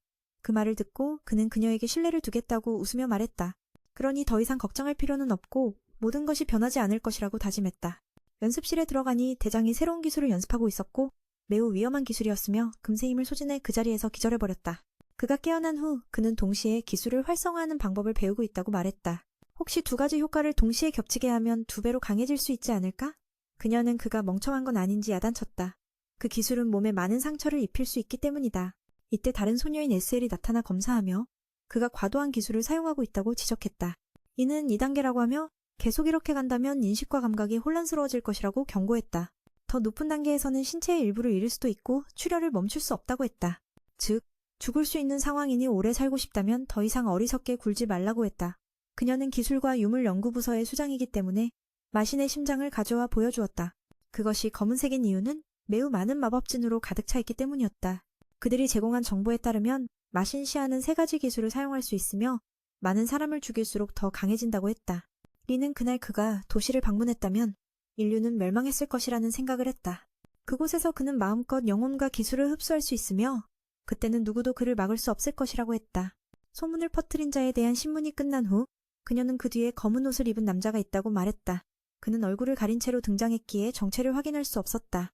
저녁이 되어 그는 알리나와 함께 야근을 계속했다. 며칠 힘들게 일한 끝에 모든 일이 끝났으니 축제에서 추가 보상이 취소된 것에 기뻐했다. 이것은 사람들이 예전처럼 몰려들지 않을 것이라는 의미였다. 알리나는 자신이 이겼다고 생각하며 축제에 가는 것이 손에 쥐어졌다고 여겼다. 제인도 기뻐했다. 그렇게 데이트를 할 수 있게 되었으니 말이다. 연속으로 지옥 같은 야근을 견딘 후 그녀는 그 청년을 초대했기 위해 술을 마시자고 했다. 그는 알리나의 또 다른 대단한 취미를 알게 되어 놀랐다. 그녀는 그렇게 취할 때까지 마셨다. 그 모습을 보며 제인은 이렇게 기쁘면 맞다고 생각했다. 왜냐하면 지난 며칠 동안 계속해서 일을 했고 그녀를 집에 데려가려 할 때 그녀가 누군가를 부르는 소리를 들었기 때문이다. 알리나가 죽은 아저씨를 착각해 수수라고 부르고 있었다. 그녀는 이제 리셉셔니스트가 되었다고 말하며 그가 임무를 수행하기 위해 오기를 바란다고 했다. 은빛검 대장은 상황을 잘 모르고 수수가 그녀의 남자친구 이름이라 생각해 질투를 느꼈다. 장면이 회장으로 바뀌자 그는 갑자기 아는 사람을 만나 제시카에게 한밤중에 여기에 온 이유를 물었다. 그녀는 아주 멋진 것을 찾았다고 말했다. 그를 위해 보관하고 싶다고 했다. 즉시 그 노인은 이것이 사람들이 찾고 있는 비밀 임무라는 것을 알아챘다. 믿기 힘든 것은 제시카가 그렇게 쉽게 그것을 손에 넣었다는 것이었다. 그녀는 그렇게 집으로 돌아갔고 그가 어디서 가져왔는지 물었다. 임무에 대해 은검대장은 자세히 알지 못했고 수가 그녀의 남자 이름인 줄 알고 질투했다. 장면이 전환되어 회장실. 한밤중에 뜻밖의 인물을 만난다. 제시카가 뭔가 좋은 걸 발견했다고 말하며 그에게 맡겨 조사하길 원했다. 그 즉시 노인은 이것이 사람들이 찾던 비밀 임무임을 알아챘다. 믿기 어려운 건 제시카가 이걸 너무 쉽게 얻었다는 사실이었다. 그녀는 아무 말 없이 돌아가려 했지만 어디서 얻었냐는 질문에 비밀을 지켜야 한다고 답했다. 나중에 분석하며 노인은 비밀 임무가 항상 유적에 숨겨진 건 아니라며 제시카가 큰 문제를 불러올 거라 생각했다. 직원도 해결 방안을 묻자 그는 지하미궁 최신부에 숨기길 원했다. 장면은 백년제가 공식 시작되면서 바뀐다. 화려한 음향과 조명이 터지며 모두가 즐거워했다. 가장 기뻐하는 이는 아마도 알리나였다. 여러 사건 끝에 드디어 이렇게 놀러 나왔으니 그녀는 참여해야 할 100가지 목록을 꺼내며 제시카에게 빨리 움직이라고 재촉했다. 그는 아름다운 그녀와의 데이트가 아직 믿기지 않았다. 그녀의 미소만 봐도 1000번 죽어도 만족할 것이라 말했다. 그녀는 걱정 없이 순수한 소녀라. 다만 야근이 많아 성격이 까칠할 뿐이라고 칭찬했다. 매일 일찍 퇴근하면 사랑스러울 거라고 했다. 그녀는 부끄러워하며 그만 놀리라며 무엇보다 100가지 목표를 함께 달성하는 게 중요하다고 말했다. 100년에 한 번 열리는 축제 현장. 루루리는 축제에 흥미를 잃고 길드 지하 감옥으로 향한다. 머릿속엔 계속해서 에이든의 말이 맴돈다. 이제 그만하라고. 오늘은 축제 날인데 왜 스스로를 괴롭히냐고. 그녀는 그에게 따라오지 말라고 단호히 말하며 혼자 놀겠다고 한다. 하지만 에이든은 걱정이 태산이다. 누가 동료를 그 자리에 혼자 보내겠는가? 리에게 무슨 이야기를 하고 싶은지 물어보며 그는 해리 동료의 죽음을 자신의 탓으로 돌리는 그런 자와 대화할 수 있을 거라 생각하지 않는다고 말해요. 그녀도 그 상황을 알고 있지만 만약 그때 올바른 판단을 했거나 지금처럼 능력을 사용할 수 있었다면 아마 아무도 죽지 않았을 거라고 생각해요. 붉은 머리의 친구가 과거에 어떤 일이 있었든 현재의 동료는 자신이라고 조언해요. 그들은 루루를 쓸모없는 헬로 여기지 않고 결코 살인자가 아니라고요. 그 말을 듣고 핑크머리의 그녀는 그들이 너무 착하다고 생각해요. 처음 팀에 합류했을 때 그들은 정말 따뜻하게 맞아주었고 팀장이 자신을 보호해주겠다고 약속했으니 걱정할 필요가 없다고 했어요. 그녀는 자신의 무능함 때문에 과거의 전투처럼 두 사람을 잃을까봐 두려워하며 이곳을 떠나 팀을 나가고 싶어해요. 외부에서는 알리나가 새로운 것들을 찾으러 다니고 있어요. 그녀는 먹을 것을 잔뜩 사면서도 결코 만족하지 못하고 다리를 뜯어먹으며 이곳이 천국이라고 생각해요. 주변 사람들도 모두 축제를 즐기며 기분이 좋죠. 미는 드디어 자신의 자유와 노동자의 품위를 얻었다고 생각해요. 오늘은 힘든 일상에서 벗어나 이곳의 분위기에 흠뻑 젖어들고 싶어요. 그녀가 그렇게 맛있게 먹는 걸 보고 알리나의 몸매는 정말 날씬하다고 생각해요. 알리나가 그렇게 잘 먹는 걸 보면 대체 지방은 어디로 간 걸까요? 그녀는 아주 아름답고 군살 하나 없어요. 그녀는 내 소화 시스템은 훈련이 되었으니 많이 먹어도 걱정할 필요가 없다고 웃으며 말해요. 주요 요리를 거의 다 먹어버렸으니 이제는 디저트를 먹으러 가려고 해요. 광장에서 사탕으로 만든 과일이 아주 맛있다고 하니 꼭 가서 먹어보고 싶어요. 제이는 그녀에게 손을 내밀며 알리나는 눈을 크게 뜨고 쳐다봐요. 그는 광장이 너무 붐비니 길을 잃을 거야. 그래서 손을 잡는 게 좋겠어 라고 말해요. 알리나는 길을 잃어도 괜찮아 라고 차가운 목소리로 대답해요. 그는 그렇게 말하며 나는 항상 이 순간을 기다려왔어 라고 말해요. 알리나는 계속 음식을 들고 있어서 손이 자유롭지 않아요. 이제는 단 한 번의 기회인데 그녀는 거절해요. 그가 도와줘서 일을 끝내면 놀 수 있을 것이라는 생각이 들어 마음이 흔들려요. 그녀는 부끄러워서 고개를 돌리고 그가 아픈 줄 알고 약을 사러 가려는 줄 알았어요. 하지만 그가 도와준 것이기 때문에 그런 것이라고 말해요. 팀장이 너무 기뻐서 멍하니 서 있는 사이 다시 그 커플들 쪽으로 돌아가면 지금은 범죄자들이 갇혀있는 10층에 있어요. 루루리의 목소리를 듣고 그 남자는 즉시 격렬하게 반응해요. 그는 내가 불쌍하다고 생각하러 왔어? 라고 묻고 그녀는 사과해요.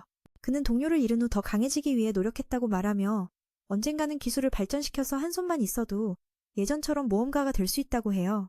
그가 가장 싫어하는 것은 어느 날 그는 그녀가 은건 파티에 들어갔다는 소식을 듣고 저주 섞인 말을 하며 그녀를 욕했다. 만약 그가 능력을 얻는다면 첫 번째로 해야 할 일은 그녀를 죽여 복수하는 것이다. 하지만 그 후 그는 더 이상 말을 하지 않기로 했다. 그 커플이 떠난 후 예상치 못하게 두 사람이 나타났다. 중요한 동료를 맞이하기 위해 곧 축제에서 소란이 일어날 것이라고 한다. 그들은 이곳을 떠날 수 있을 것이다. 그 커플은 여전히 손을 잡고 매우 행복한 감정을 느끼고 있었다. 그녀는 지금까지 노력해온 것이 헛되지 않았다고 생각했다. 그런데 그녀는 부끄러워하며 이런 기분이 별로 좋지 않다고 느꼈다. 지금 광장에서 한 광대가 물로 동물 모양을 만드는 기술을 선보이고 있었다. 그런데 갑자기 그 자가 주변의 모든 사람을 얼려 혼란을 일으켰다. 알리나는 백년 축제가 이렇게 파괴되다니 충격을 받았고 자신은 아직 제대로 즐기지 못했기에 분노가 치밀어 올랐다. 그자가 자신의 행동을 즐기고 있을 때 메이는 분노를 폭발시켰다. 알리나는 자신의 축제를 망친 자를 용서할 수 없었다. 그녀는 신의 망치를 들고 그자의 얼굴을 가격했다. 그녀는 그에게 100년 축제가 어떤 의미인지 아냐고 물었다. 그는 죽어가며 목적을 말해달라고 요청했지만 이런 행동을 한 이상 용서받을 수는 없었다. 그녀는 그에게 너는 이날을 얼마나 오랫동안 기다려왔는지 아냐? 라고 외쳤고 결국 마무리 타격을 날리며 쉽게 죽을 수 없다고 경고했다. 경비병들은 축제에서 일어난 소음을 듣고 급히 달려왔다. 그때 롤과 리도 등장했으며 탈옥범들이 나타났다. 두 사람은 비밀 임무와 관련된 책을 꺼냈다. 그자가 왜 이곳에 숨겨진 것을 알았는지 이해할 수 없었고 즉시 활성화시켰다. 책을 열어보니 지정된 장소가 영원한 숲에 있으며 완료 조건은 모든 층의 괴물을 처치하는 것이었다. 이 임무를 활성화한 이유는 은검 파티를 초대하기 위해서였다. 이제 마신의 부활을 지켜보자. 그들은 직전처럼 즉시 순간이동 기술을 활성화했으며 축제에서는 예기치 못한 사건이 발생해 모든 활동이 중단되었다. 다행히도 살인은 발생하지 않았고 제이는 곧 다시 시작할 것이라고 말했다. 듣고 있던 메이는 축제가 취소될 줄 알았던 것에 감격하여 울음을 터뜨렸다. 그러나 이때 두 동생이 급히 달려와서 소식을 전했다. 비밀 임무가 활성화되었다는 소식에 제이는 데이트를 포기하고 상황을 해결하러 가야 했다. 그자들이 다시 마신을 부활시킬 것이라는 사실을 알았기 때문이다. 그는 준비물을 챙기라고 지시하며 알리나에게 걱정하지 말고 계속 축제를 즐기라고 말했다. 그녀가 오늘까지 열심히 일해온 만큼 데이트 기회를 주어 고맙다고 말했다. 비록 완전하진 않았지만 그래도 너무 즐거웠다. 상점 밖은 다시 열기 시작했다. 알리나는 잠시 고민하다가 마신의 부활을 막기 위해 함께 가기로 결심했다. 제이와 모두가 죽는 것을 원하지 않았기 때문이다. 듣고 있던 제이는 미안하다고 하며 처형사에게 도움을 요청했다. 잠시 후 그들은 마신이 출현할 것으로 예상되는 영원한 숲에 도착했다. 이 숨겨진 층이 영원한 숲의 진정한 던전일 것이다. 방 안에 들어선 이 적의 수장도 나타났다. 처형사가 여기 있다는 것을 보자 그들은 전혀 두려워하지 않았다. 롤은 3명을 제지하는 마법을 사용했다. 두 자는 이미 우위를 차지하고 있었고 단지 피를 흘리기만 하면 마신이 즉시 부활할 것이라고 생각했다. 빨간 머리팀의 마법이 전신에 퍼져 목표를 굳게 막으려 했지만 한 사람이 동료를 위해 자살을 선택했다. 루리의 모습에 두려움을 느낀 리는 그 장면을 보지 못했다. 그자는 죽은 사람에 대한 분노를 표현했다. 그는 전투할 수 없는 무능력한 스킬을 가지고 태어났고 자신의 운명을 바꾸고 싶어 했기 때문에 죽음을 받아들일 준비가 되어 있었다. 에이드는 이해하지 못했지만 마신이 자신에게 스킬을 부여할 것이라고 생각했다. 그러나 HCH의 진정한 목적은 악을 가장 강력한 형태로 부활시키는 것이었다. 제이는 그가 왜 이런 위험한 일을 벌였는지 물었다. 상대는 솔직히 대답했다. 은검 같은 화려한 스킬을 부여받은 자들은 고통받는 자들의 아픔을 이해할 수 없지. 그의 스킬은 단순히 위험에서 벗어나는 것이며 그 외에는 아무것도 없다. 그래서 그는 전투에서 짐이 되어버렸다. 그는 왜 세상에 이렇게 불공평한 스킬이 존재하는지 자문했다. 힘이 무작위로 부여되는 것이 어찌 가능한 것인가. 행운이 따르는 사람은 인생이 꽃을 피우지만 불운한 사람은 고통을 겪는다. 그러던 어느 날 검은 옷을 입은 자가 나타나 그에게 이 불합리함과 불공평함으로 세상을 파괴할 수 있다고 말했다. 그는 현재의 삶에 진절머리가 나서 더 이상 미련이 없었다. 그렇게 그는 마신을 부활시키는 데 성공했지만 찔려 죽었다. 죽기 전에 세상을 파괴해달라고 간청했다. 그 소녀는 그 남자가 너무 역겨워 보였다. 한 사람만 있는 줄 알았는데 또 다른 이가 나타났다. 그 소녀는 비에나라고 하고 단발머리 소녀는 피에나라고 불렸다. 즉시 그들은 힘을 모아 스킬을 활성화했고 거대한 신의 화살이 나타났다. 비에나는 쌍둥이 동생에게 빨리 시도하라고 재촉했다. 이 장면을 보고 알리나는 충격을 받았다. 하나의 마신이 어렵기만 한데 또 두 자가 똑같은 무기를 사용하고 있었다. 그들은 우리는 둘이지만 하나다 라고 말하며 공격을 준비했다. 은검팀도 전투 준비를 마쳤다. 비에나는 직접 팀장을 겨냥했다. 이에 알리나는 나서서 막았고 그 화살이 너무 가벼워서 놀랐다.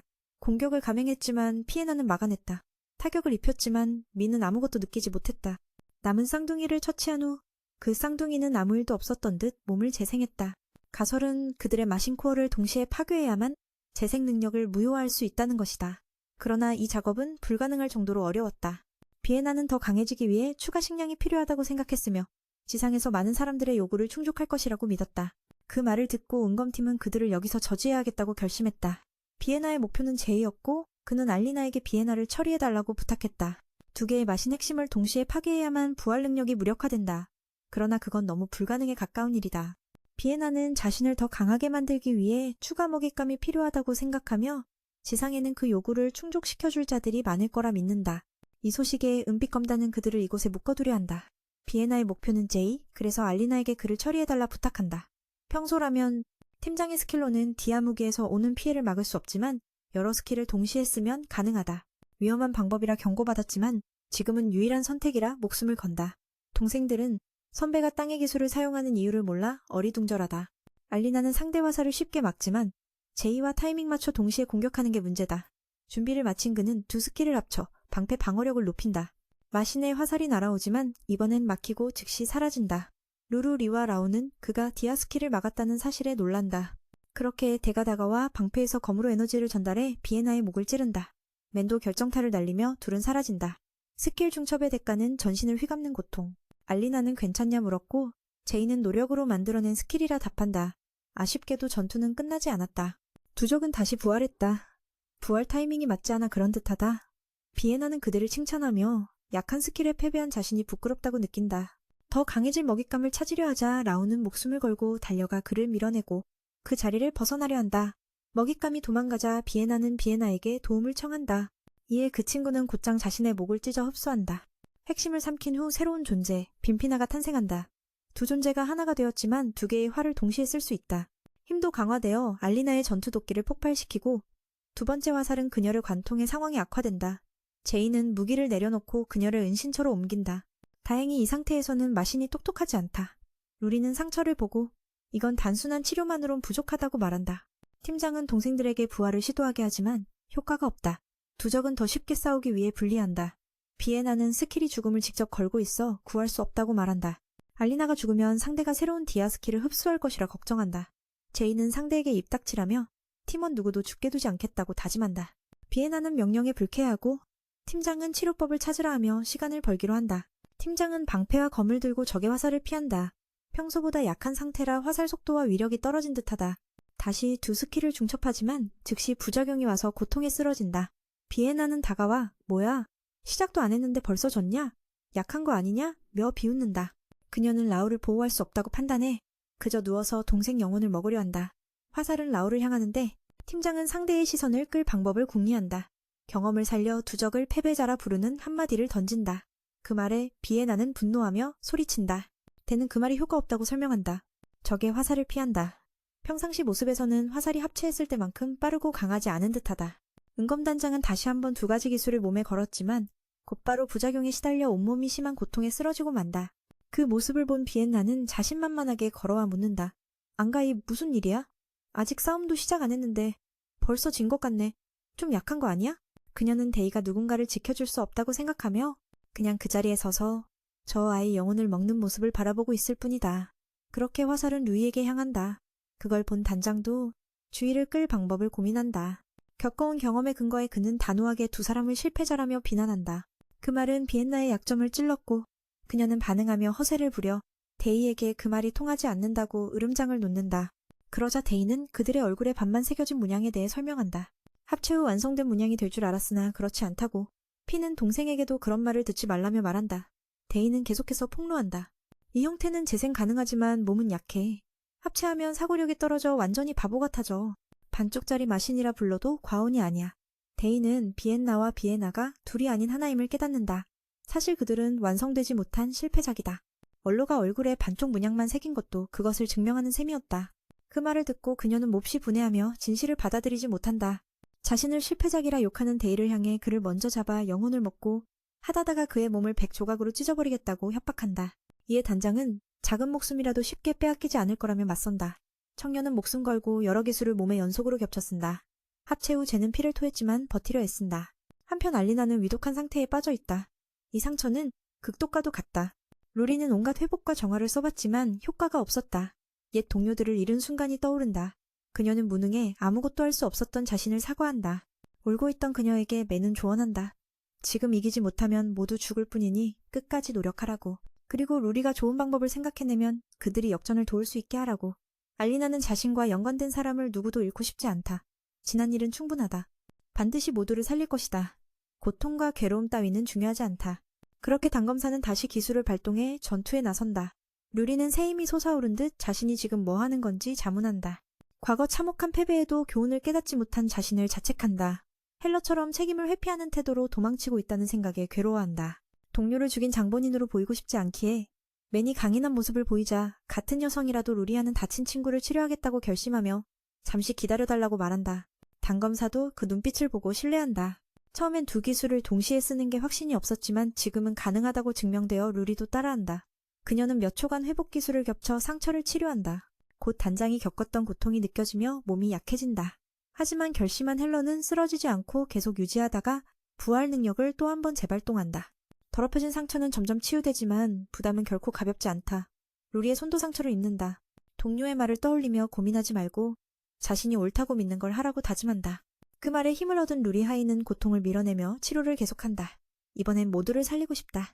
밖에서는 라우가 과거에 사로잡힌 놈을 무사히 데리고 나왔다. 그는 상대에게 꺼지라고 분노하며 여긴 남의 발목만 잡는 곳이라며 윽박지른다. 아이딩이 루리를 탓하자 자격 없는 놈이라고 꾸짖는다. 평소 온순한 그가 이번엔 분노에 이엔에게 절대 얼굴을 보지 말라 경고하고 루리 하이를 계속 괴롭히면 다음엔 죽을 거라 엄포를 놓는다. 안으로 돌아와서는 오랜 고통 끝에 알리나가 마침내 회복된다. 루리는 상처가 나아 기뻐하지만 친구를 부르자 대답이 없어 깜짝 놀란다. 죽은 줄 알았기 때문이다. 헬러도 체력 고갈로 쓰러진다. 상황은 매우 심각하다. 젠도 큰 피해를 입고 의식이 흐려진다. 자신이 뭘 하는지 자문한다. 한편 알리나는 과거를 떠올린다. 보통 축제 마지막 밤에는 모험가들의 영혼을 위로하는 의식을 하는데 오랫동안 접수 일을 하느라 바빠 어린 시절 삼촌의 영혼을 달래지 못했다고. 그때 갑자기 건네받은 끈이 빛나며 알리나를 각성시킨다. 그녀는 밖에 자신이 지켜야 할 사람들이 있다는 걸 기억해낸다. 마침 화살이 데이에게 날아오려 할 때 단검사가 막아선다. 그녀의 부름에 청년은 정신을 차린다. 맨은 단장을 볼 때마다 죽을 것 같은 모습이라 느낀다. 루리가 임무를 잘 마쳤음을 알게 된 단장은 안심하며 쓰러져 휴식을 취한다. 두 사람은 이상함을 느낀다. 분명 알리나에게 치명타 화살이 꽂혔는데도 멀쩡하기 때문이다. 알리나는 수백 발을 맞아도 괜찮다고 한다. 비엔나는 상대가 크게 떠들자 바로 동생을 먹어 변신하며 본색을 드러낸다. 페나는 자신이 태어난 건 오로지 먹히기 위해서라며 거대해진 비엔나는 머리가 둔해진다. 단검사는 자신이 매우 화가 나 있다고 경고한다. 100년 축제를 기다리고 야근까지 하며 놀러 나왔는데 마신 때문에 일이 꼬이고 축제가 망할 위기에 처해 있다. 그래서 여기서 모든 걸 끝내버릴 것이다. 상처가 치유되어 기쁘지만 친구를 부르자 답이 없어 죽은 줄 알고 놀란다. 헬러도 탈진에 쓰러진다. 상황은 최악이다. 젠도 크게 다쳐 의식이 흐려지고 자신이 무슨 짓을 하는지 의문을 품는다. 한편 알리나는 과거를 떠올린다. 축제 마지막 밤에는 죽은 모험가를 위한 제사가 열린다. 하지만 바쁜 업무로 어린 시절 삼촌의 영혼을 위로하지 못했다. 갑자기 손에 쥔고리가 빛나며 그녀를 깨운다. 밖에선 아직 지켜야 할 사람들이 있음을 떠올린 알리나는 화살이 날아올 때 칼잡이가 대신 막는다. 그녀의 부름에 그는 정신을 차린다. 맨은 그가 매번 죽어가는 모습 같다며 안타까워한다. 루리는 임무를 잘 마쳤고 팀장은 안심하며 휴식을 취한다. 둘은 이상함을 느낀다. 알리나는 치명상을 입었지만 마치 무사한 듯하다. 그녀는 수백 발이 와도 끄떡없다고 선언한다. 비에나는 상대가 큰 소리치자 동생을 삼켜 변신하고 페나는 결국 자신이 먹히기 위해 태어났음을 드러낸다. 거대해진 빈피나는 멍청해지고 칼잡이는 축제를 손꼽아 기다리다. 일이 꼬인데 화가 난다. 놀러 가려던 날이 무산될 위기에 처하자 모든 걸 끝내려 한다. 알리나에게 소중한 것을 빼앗으면 마신이든 성인이든 죽여버린다며 디아파게 스킬을 발동한다. 적은 수백 발 화살을 쏘지만 칼잡이는 무사히 막아낸다. 궁수는 접근당하면 끝이다. 마신이 합체 상태여서 더 쉽게 쓰러뜨릴 수 있다. 알리나는 전투도끼 끝으로 적을 내려찍고 빈피나는 산산조각 나며 더는 부활하지 못한다. 다음날 아침 상황은 호전된다. 루리는 깨어나 모두 기뻐한다. 친구가 무사해 눈물을 흘리며 모두에게 감사한다. 앞으로 함께 노력해 상실을 겪지 않기로 약속한다. 밤에 알리나는 축제에 다시 참석하다가 갑자기 제이가 나타난다. 그녀가 왜 여기 있냐? 묻자 그는 데이트 약속이라 답한다. 알리나는 그의 얄팍한 계략에 어이없어 하지만 그냥 넘어간다. 그래, 그냥 내버려둬. 그녀가 먼저 나서서 등불 사러 가자고 했고 청년에게 불을 붙여달라고 부탁했어. 그러면서 어릴 적에 위험한 모험자였던 친구가 죽었다는 이야기를 꺼냈지. 그 친구 이름이 수수였는데 그 얘기를 듣고 디는 전날 그를 질투했던 자신을 깨달았어. 부드러운 목소리로 그에게 죽지 말라고 말하기도 했고 부끄러운 듯이 금세 그 말을 잊으라고 했어.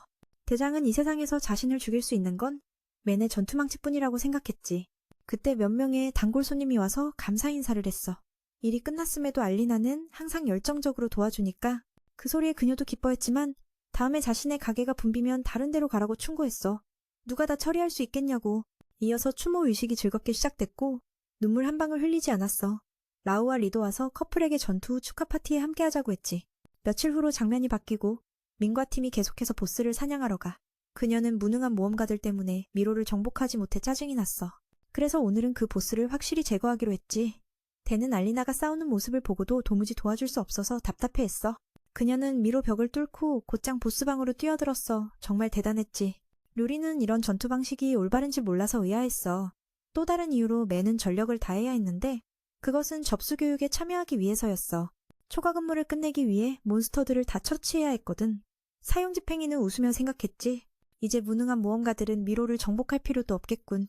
라오는 모험가들이 접수 교육을 받으러 온 접수원 때문에 패배할 거라고는 절대 생각하지 못했을 거야. 그녀는 목표가 초과 근무를 영원히 끝내는 것이라며 단기간에 끝낼 생각은 없다고 했어. 며칠 전 매니저가 접수 업무 과부하에 대해 이야기했던 걸 기억했지? 모험가 협회는 본부로부터 경고를 받았고 그래서 업무 개편이 필요했어. 그는 인사팀과 함께 초과 근무 시간을 줄이는 방안을 논의했지. 그 이야기를 듣고 알리나는 갑자기 너무 행복해졌어. 드디어 그날이 온 것 같았거든. 하지만 현실은 그들이 받은 건 생일날 하루 휴가뿐이었고 여전히 초과 근무를 해야 했어. 리라는 언니가 슬퍼하는 모습에 생일에 쉬는 것도 괜찮지 않냐. 매년 너무 바빠서 생일이 지나갔다는 걸 깨닫지도 못하잖아. 라고 말했어. 알리나는 집에 가서 자는 게 다였지. 아무도 초대하지 않았어. 그녀는 협회장의 인력을 늘리겠다고 약속했지만 아직 실행되지 않아서 속상했어. 동생이 접수 교육 자료를 읽는 걸 보고 흥미를 느꼈지. 교육 강사는 유명한 로제타 강사였는데 그녀 덕분에 접수 업무가 낮게 평가받던 자리에서 사회에서 가장 안정적인 수입 직업으로 바뀌었어. 유니폼도 그녀가 제안한 거라 접수원의 기틀을 마련했다고 볼 수 있어. 알리나가 진짜 관심 있었던 건 업무 처리 능력이었어. 전해지는 소문에 따르면 3개의 미로가 동시에 등장했을 때 모험가들이 우르르 몰려왔지만 로제타가 모두 해결했다는 거야. 그녀의 비밀을 알게 되면 생일뿐 아니라 초과 근무도 없어질 거야. 안타깝게도 최근 거대한 미로가 발견돼서 계속 초과 근무를 해야만 했지. 매니저가 교육에 참여할지 모르겠지만 매는 당장 해야 할 일을 끝내는 게 우선이라고 생각했어. 그래서 보스를 무찌른 거고 더 이상 초과 근무가 없어질 거라 믿었지. 연인이 생일을 물었더니 개처럼 노려봤다네. 루. 이 훈련 과정이 검은 달과 함께 접객권들과 동행하게 될 거라고 한다. 그 말을 듣고 매는 마치 인생이 끝난 듯한 표정을 지었다. 거기에는 염소도 있다고 하니 말이다. 그는 쓸모없는 존재로 취급받자 하늘이 무너지는 듯 울어버렸다. 알리나는 그가 구석에 숨어 자신을 되돌아볼 거라 확신했다. 그가 드러난 진실에 대해 청년은 예전엔 나도 그랬다고 인정했다. 하지만 지금은 다르다. 그는 그녀가 자신을 바라보도록 만들고 싶다. 그래서 이제부터는 그녀가 좋아할 일만 하기로 결심했다. 팀장은 이 작전을 좋은 인상 남기기라 불렀다. 매는 그냥 입 다물고 숨만 쉬어라라며 말하지 말라고 명령했다. 3일 2박 동안 이어지는 훈련에서 제이가 이상한 짓을 하면 책임질 수 없다며 경고했다. 이에 그는 걱정 마라. 난 그녀를 다른 시선으로 보겠다고 답했다. 루리와 매는 그들의 사랑길이 너무 멀고 험하다고 느꼈다. 다음날 두 자매는 협회의 본부에 도착했다. 리라는 처음으로 이곳이 너무 넓어 혼자면 길을 잃을까 걱정했다. 매는 여러 번 호출되어 너무 익숙했다. 내부에서는 이 본부가 오래된 미로라고 설명받았다. 15년 전 이전 검은 달들이 이곳을 정복한 바 있다. 그 안에서 사람들은 접객권들이 아름답다며 칭찬했고 누군가는 추구할 대상을 고르기도 했다. 알리나는 그 대상이 되어 제이를 질투하게 만들었다. 하지만 그는 이미지를 지키기 위해 문제를 일으키지 않았다. 기회가 올 때까지 얼굴만 기억하기로 했다.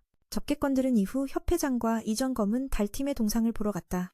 그때 글렌은 시간을 멈추고 알리나에게 인사를 건넸다. 최근에 검은 달이 그녀를 구해줬기 때문이었다. 그 일은 넘어가고 그녀는 아직 이행되지 않은 접객권 추가 약속을 상기시켰다. 협회장은 바쁘다며 잊고 있었지만 알리나는 약속을 지키라며 협회장을 꾸짖었다. 노인은 위협을 느끼고 도망치려 했지만 알리나에게 즐거운 훈련을 기원했다. 또 만약 다음에 마신이 나타나면 집행관이 계속 싸워주길 바란다고 했다. 알리나는 마신이 그렇게 많이 생기는 게 아니니 걱정하지 말라 했다. 이어서 접객권들은 검은 달의 전투를 관람했다. 모두가 열광하며 그의 싸움을 보며 환호했다. 리라는 자신도 집행관 팬이라며 지지 않으려 했다. 팀장은 검은 달을 소개하며 알리나를 바라보았고 그녀는 걱정했다. 만약 두 사람이 친한 척하면 돌아가는 길에 골칫거리가 될 거라 생각했다.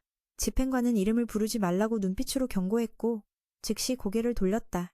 동료를 아끼는 그 모습에 알리나는 감탄하며 평소처럼 따라붙지 않아 편안함을 느꼈다. 오후에 접객권들은 음산한 집단 건물에서 하룻밤을 보내게 됐다. 리라는 그곳에 유령이 있다는 소문에 겁을 냈다. 하지만 알리나는 신경 쓰지 않고 들어가 휴식을 취했다. 마귀가 어디 있냐며 동생은 언니가 무섭지 않냐고 물었다. 미는 쓸데없는 상상 그만하라며 진짜 유령이 있다면 이미 밤샘 근무하면서 봤을 거라고 했다. 방에 들어가리라는 계속 두려워했고 밖에서 문을 두드리는 소리가 긴장을 더했다. 알리나는 문을 열었고 리라와 루루는 소리를 질렀다. 그 동생도 유령을 무서워해 알리나와 함께 자려고 온 것이다. 두 적개권은 이곳이 미로였을 때 있던 전설을 들었다. 이곳은 사후세계와 연결된 듯했다. 모험가들이 함께 가던 중 갑자기 사라져. 괴물 공격 흔적도 없고 미로 어디에도 찾을 수 없었다. 그래서 남은 이들은 그들이 사후세계로 끌려갔다고 설명했다. 이 집단 건물도 오래된 미로 안에 있었다. 지금도 검은 망토를 입은 신비한 그림자를 본 사람이 있다고 한다.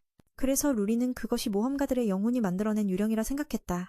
리라는 겁에 질려 알리나에게 꼭 붙었다. 그녀가 무섭지 않다 하자 이른밤에 하는 것이라 겁내면 서류 작업을 언제 다 하냐고 되물었다. 리라는 곧 다가올 생일을 쉬면 파티를 크게 열자고 했지만 매는 이해하지 못했다. 왜 생일날 그를 만나는지 이해가 안 간다고 했다. 리라는 그녀의 소원을 물었고 그녀는 쉬는 날엔 늦잠 자고 가벼운 식사 후 여유롭게 하루를 보내고 다시 자다가 저녁에 멋진 음식을 즐기고 싶다고 말했다. 듣고 두 사람은 밥 먹고 자고만 하네. 놀러 안 가? 라며 놀렸다. 알리나에게는 사회의 파도에서 벗어나 따뜻하고 편안하게 쉬는 것이 진짜 휴식이었다. 루루, 루리, 미는 그들의 일이 정말 힘들다며 팀장이 알리나의 생일을 알면 또 찾아와 난리를 피울 거라고 했다. 리라는 최근 두 사람이 아침에 얼굴도 안 보고 싸운 것 같다고 물었다. 루루는 그게 팀장의 좋은 인상 만들기 작전이라며 알리나와 거리를 두려는 거라고 설명했다. 알리나는 그 덕분에 편안하다며 좋아했다. 리라는 반대로 외롭다고 생각했다. 루는 알리나가 제이 어떤 점을 좋아하는지 물었고 그녀는 전혀 아니다라며 부정했다. 동생은 사랑 이야기를 더 듣고 싶어 했다. 그녀가 마음속에 있는 사람을 묻자 알리나는 집행관뿐이라며 인형을 꺼내 자랑하기도 했다. 집행관은 언제나 초인적인 힘을 보여주고 거대한 미로도 벽을 부수며 정복했다고 칭찬했다. 그녀는 집행관과 관련된 시나리오를 많이 그렸다. 루루와 루리는 그 말을 듣고 얼굴을 찌푸리며 리라는 알리나가 집행관이라는 사실을 전혀 모른다고 생각했다. 매는 고개를 젓고 비밀 유지해라고 말했다. 이후 리라는 헬로에게 집행관을 검은 달에 가입시키자고 부탁했다. 물론 가능했다. 다만 본인은 원하지 않았다. 동생이 자신에 대해 헛소리를 하자 알리나는 어떻게 막아야 할지 몰라 답답해했다. 그때 팀원은 기술팀으로부터 흑의 사내에 관한 정보를 받았다.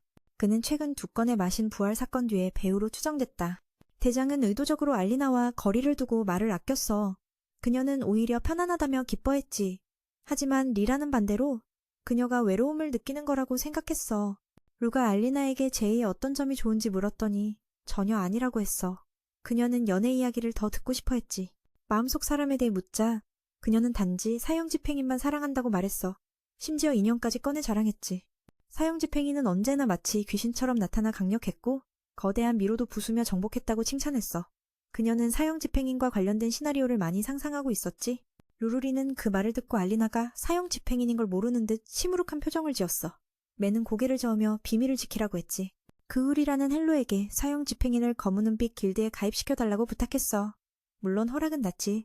하지만 사형집행인은 원하지 않았어. 알리나가 자신에 대해 말이 많아지자 그녀도 막을 방법을 몰라서 지쳤지. 그때 방 안에서는 기술팀에서 보낸 정보가 도착했어. 검은 옷을 입은 자에 대한 단서는 별로 없고 그가 모험자들을 부추겨 비밀 임무를 수행하게 한 장본인이라는 것뿐이었어. 목적은 최근 2건과 같은 마신 부활이었지. 대장은 정말 내부자가 있다고 생각했어. 그 전에 둘째가 비밀 임무 케이블을 도서관 지하에서 훔쳤거든. 그곳은 여기 몇 명만 출입할 수 있었고 그자의 기술은 도망칠 뿐 침투할 능력은 없었어. 그래서 누군가가 그에게 물건을 훔치는 방법을 알려준 게 확실했어.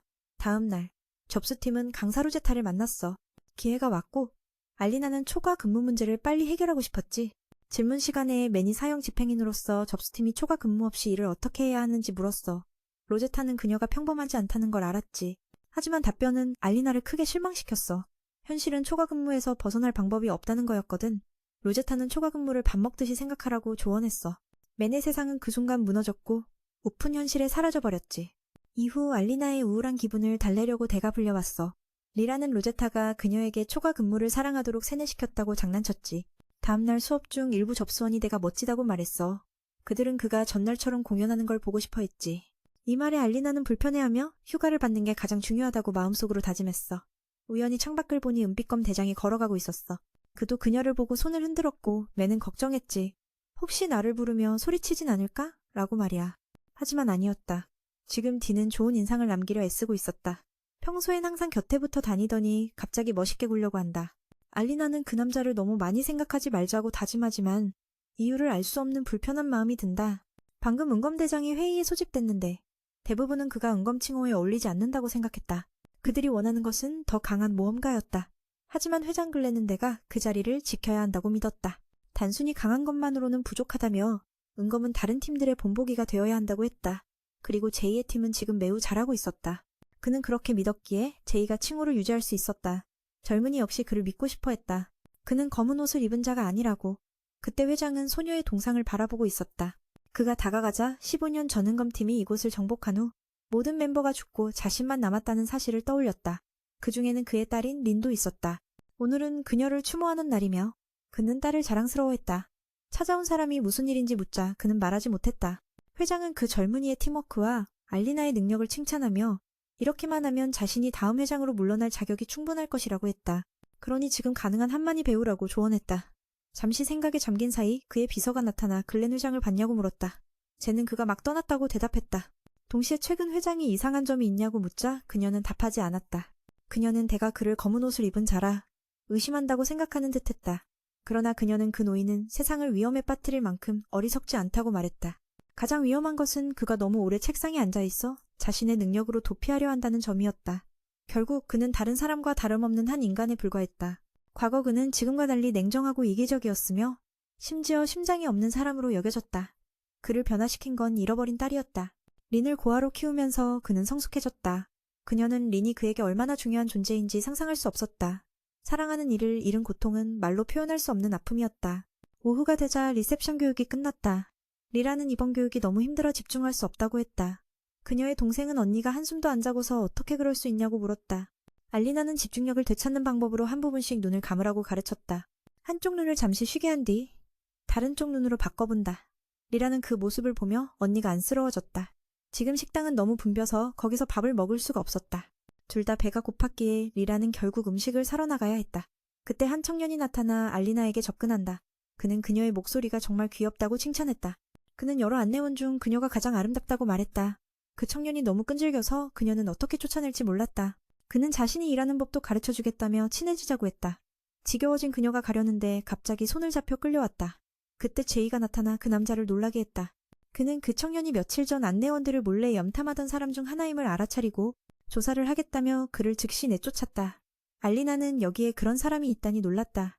대장은 여기서도 조심해야 한다고 경고한 뒤 자리를 떴다. 그 모습을 본 그녀는 그를 붙잡고 부끄러운 듯 행동했다.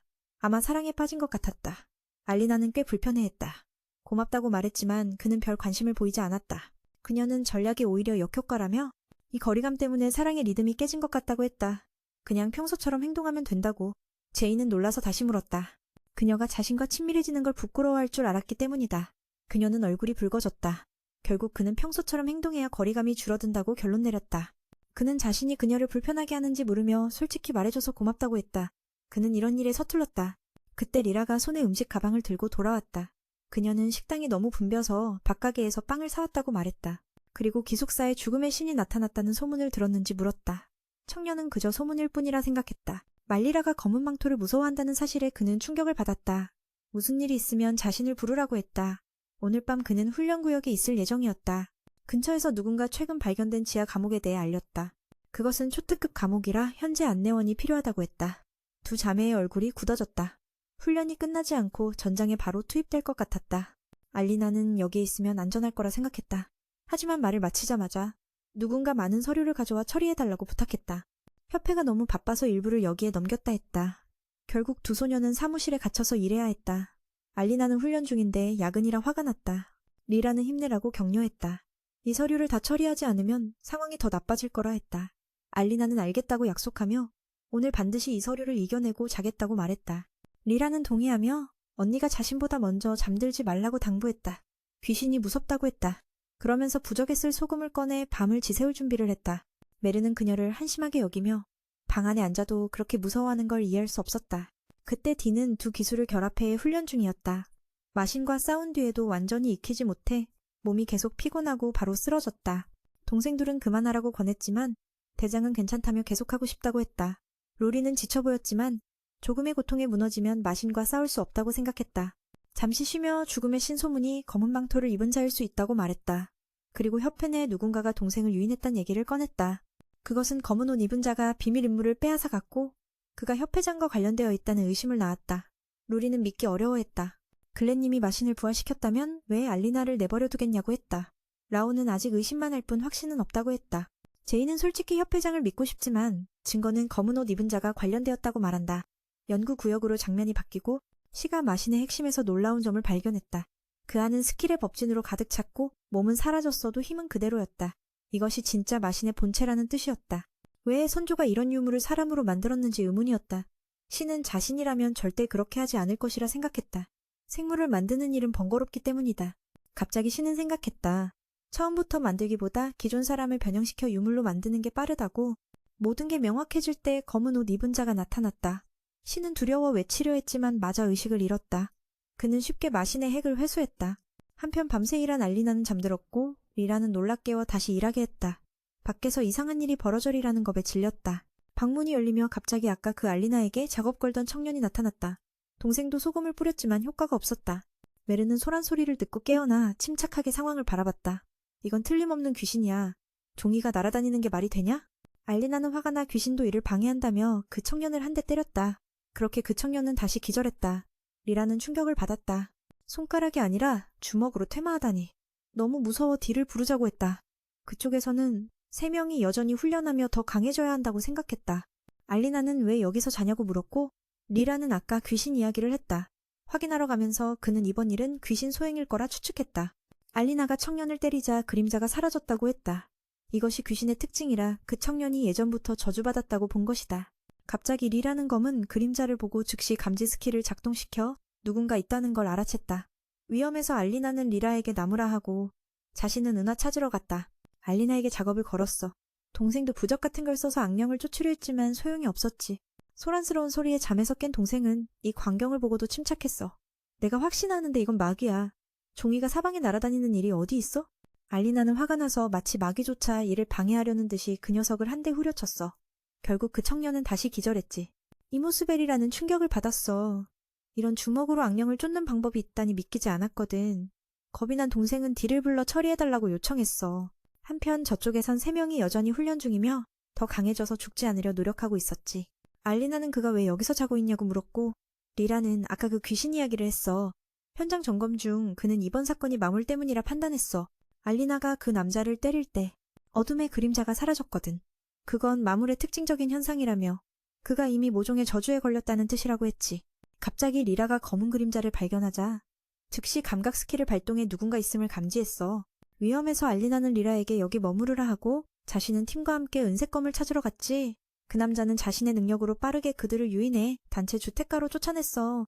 그곳에 들어가자 기운이 완전히 사라졌지만 그 남자는 당당히 나타나 4사람 모두를 아래로 밀어내는 마법진을 활성화했어. 깨어난 알리나는 이곳이 도대체 어디인지 몰랐지. 알고 보니 동생이 바로 자기 몸 위에 누워있었어.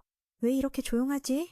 그에게 괜찮냐고 묻자 이대로 누워있어도 한 번 더 넘어져도 괜찮다고 생각했어. 듣고는 옆에서 누군가 왜 천년묵은 잠을 안 자냐고 혼냈지. 다른 쌍은 무사했지만 당도라는 사람이 어디 누워있는지는 몰랐어. 이곳에 아직 몰랐던 지하층이 있다는 걸 알게 된 거지. 루리는 혹시 이곳이 죽은 뒤의 세계가 아닌가 생각했어. 그리고 그들을 떨어뜨린 자가 소문 속의 사신일지도 모른다고. 루리는 만약 진짜 사신이라면 이런 싸구려 함정을 쓰지 않을 거라고 했어. 하지만 옆에 있던 이는 이게 실용적인 사신 유형이라며 반박했지. 루리는 어찌할 바 몰라 했어. 그는 여기가 고대 성터의 숨겨진 층이라고 생각했어.